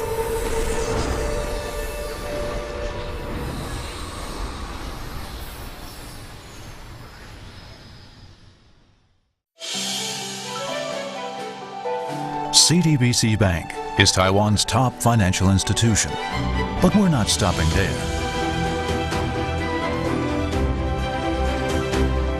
We're crafting an international brand and already have over 260 outlets in 14 countries.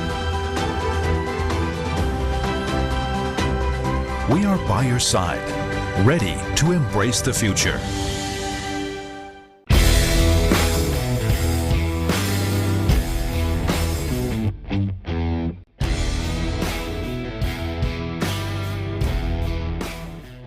And then Whale staying very, very far back. Was not going to be able to do it this time as Whale says goodbye. Yeah, bye, Whale. Okay. Tower should fall, even though Taco does get the Chris Cottis does get taken down. Maybe they have a chance now that there's no Zeri in this one, but oh, those Gangplank barrels are starting to sting here as Leaky goes on a rampage, and MFT might get a bit more. They grab Nesty, getting a little bit of revenge, but they are running fast out of health bars. However, they're still fighting here. Triple kill for the Gangplank and a Quadra.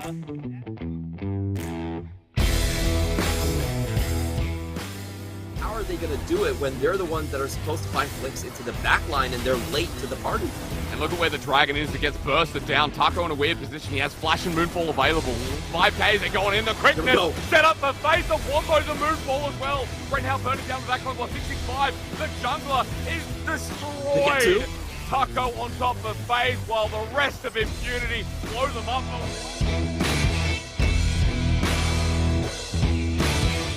A little bit more fortunate, I would say, in his teams. Wako. Lazar. No, you dead. So long. Leong, it feels like Leong does not forgive or forget any slights. Stayed looking to try and find a pick. Kino is the one that gets caught for just a moment. Meanwhile, the rest of the team comes through. Man, those shock blasts are starting to hurt. They've got him corralled, and here comes Kongye looking for an opening around the side. Meanwhile, Enzo is going to get caught right in the middle, but he is tanking through. And they've got the kickback, and Wako goes to the skies and buried 6 feet under. Minji on the run from Uniboy. He might have the shockwave, but it just doesn't matter. And the team is cleaning up. Leong does get a double kill on the back half, and that might be enough to save the fight, but they turn their attention over to Kino and Usha. Big shock blast. They just need a little more, and they will be able to delete him. Driver on the front, chasing down Kino. It doesn't matter what Leong does because he's out of teammates. There's no one left on his side. Uniboy has the red smite, will be able to use it, reduce some damage, but Leong's still quite strong, but not strong enough.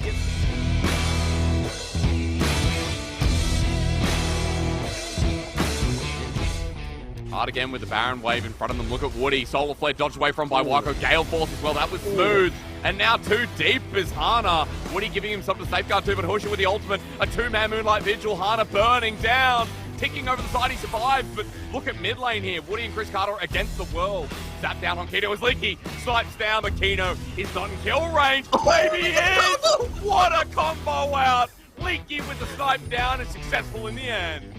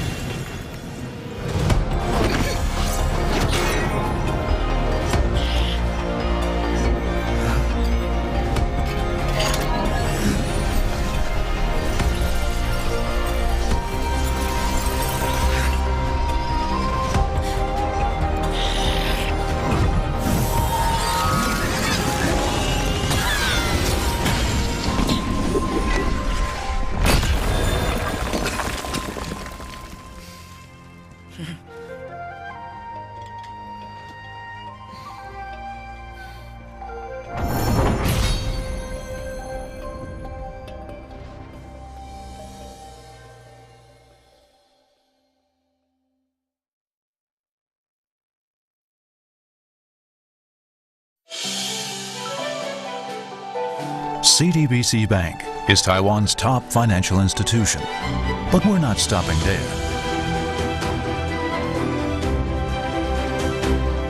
We're crafting an international brand and already have over 260 outlets in 14 countries.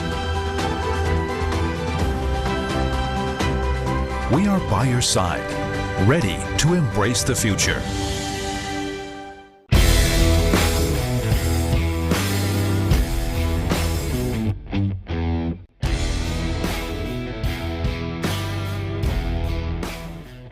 And then Whale staying very, very far back.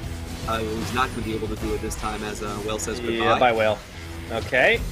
Tower should fall, even though Taco does get the blink. Chris Cottis does get taken down.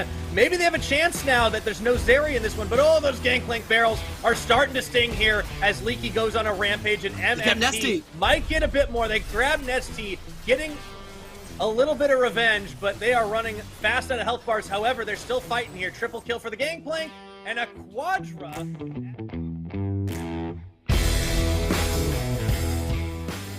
How are they going to do it when they're the ones that are supposed to find flicks into the back line and they're late to the party?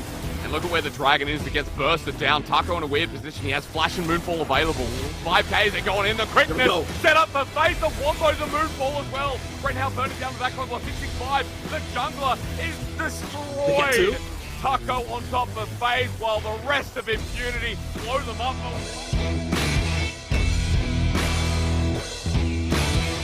A little bit more fortunate, I would say, in his teams. Wako.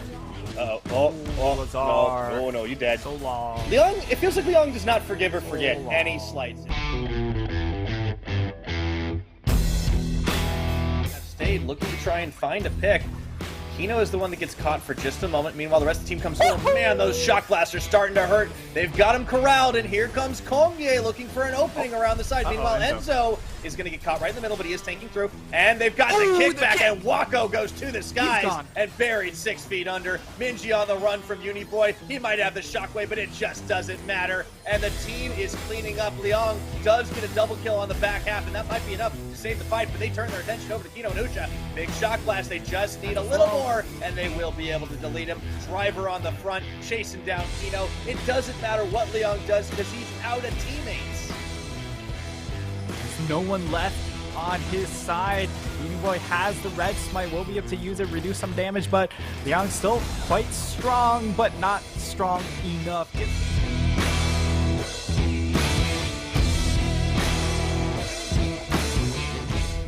Hard again with the Baron wave in front of them. Look at Woody. Solar Flare dodged away from by Wako. Gale Force as well. That was smooth. And now too deep is Hana. Woody giving him something to safeguard too, but Husha with the ultimate. A two-man Moonlight Vigil. Hana burning down. Ticking over the side, he survives, but look at mid lane here. Woody and Chris Carter against the world. Zap down on Kino as Leaky snipes down, but Kino is not in kill range. Maybe he is! What a combo out! Leaky with the snipe down and successful in the end.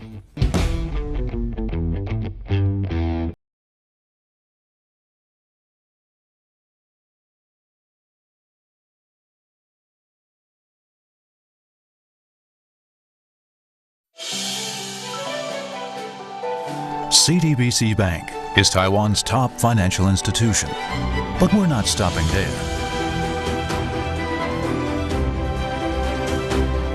We're crafting an international brand and already have over 260 outlets in 14 countries. We are by your side, ready to embrace the future. The difference between medicine and poison is the dosage. Allow me to demonstrate.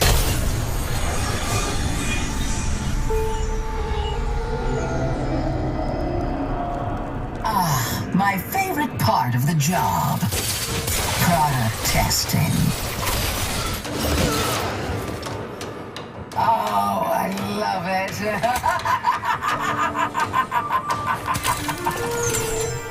Move now!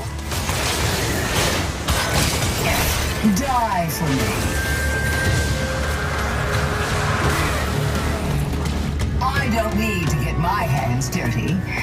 Oh, but I do enjoy it. Kill them and suffer! Work for me or work against me. Doesn't matter. Everyone comes to my side eventually. I bankrolled your pistols naked, Samira. Those guns are mine by right. Step aside, worm. Don't think, just do. Get over here. Remember who helped you in your hour of need. Never cross Renata Glask. We don't have to be enemies. Let me change your mind.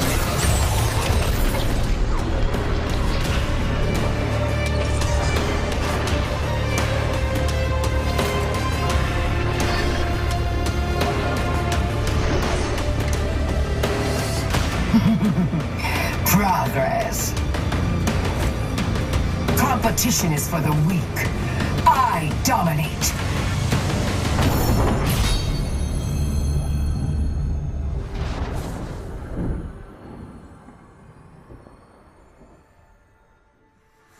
It's Ms. Glask, if you value your life.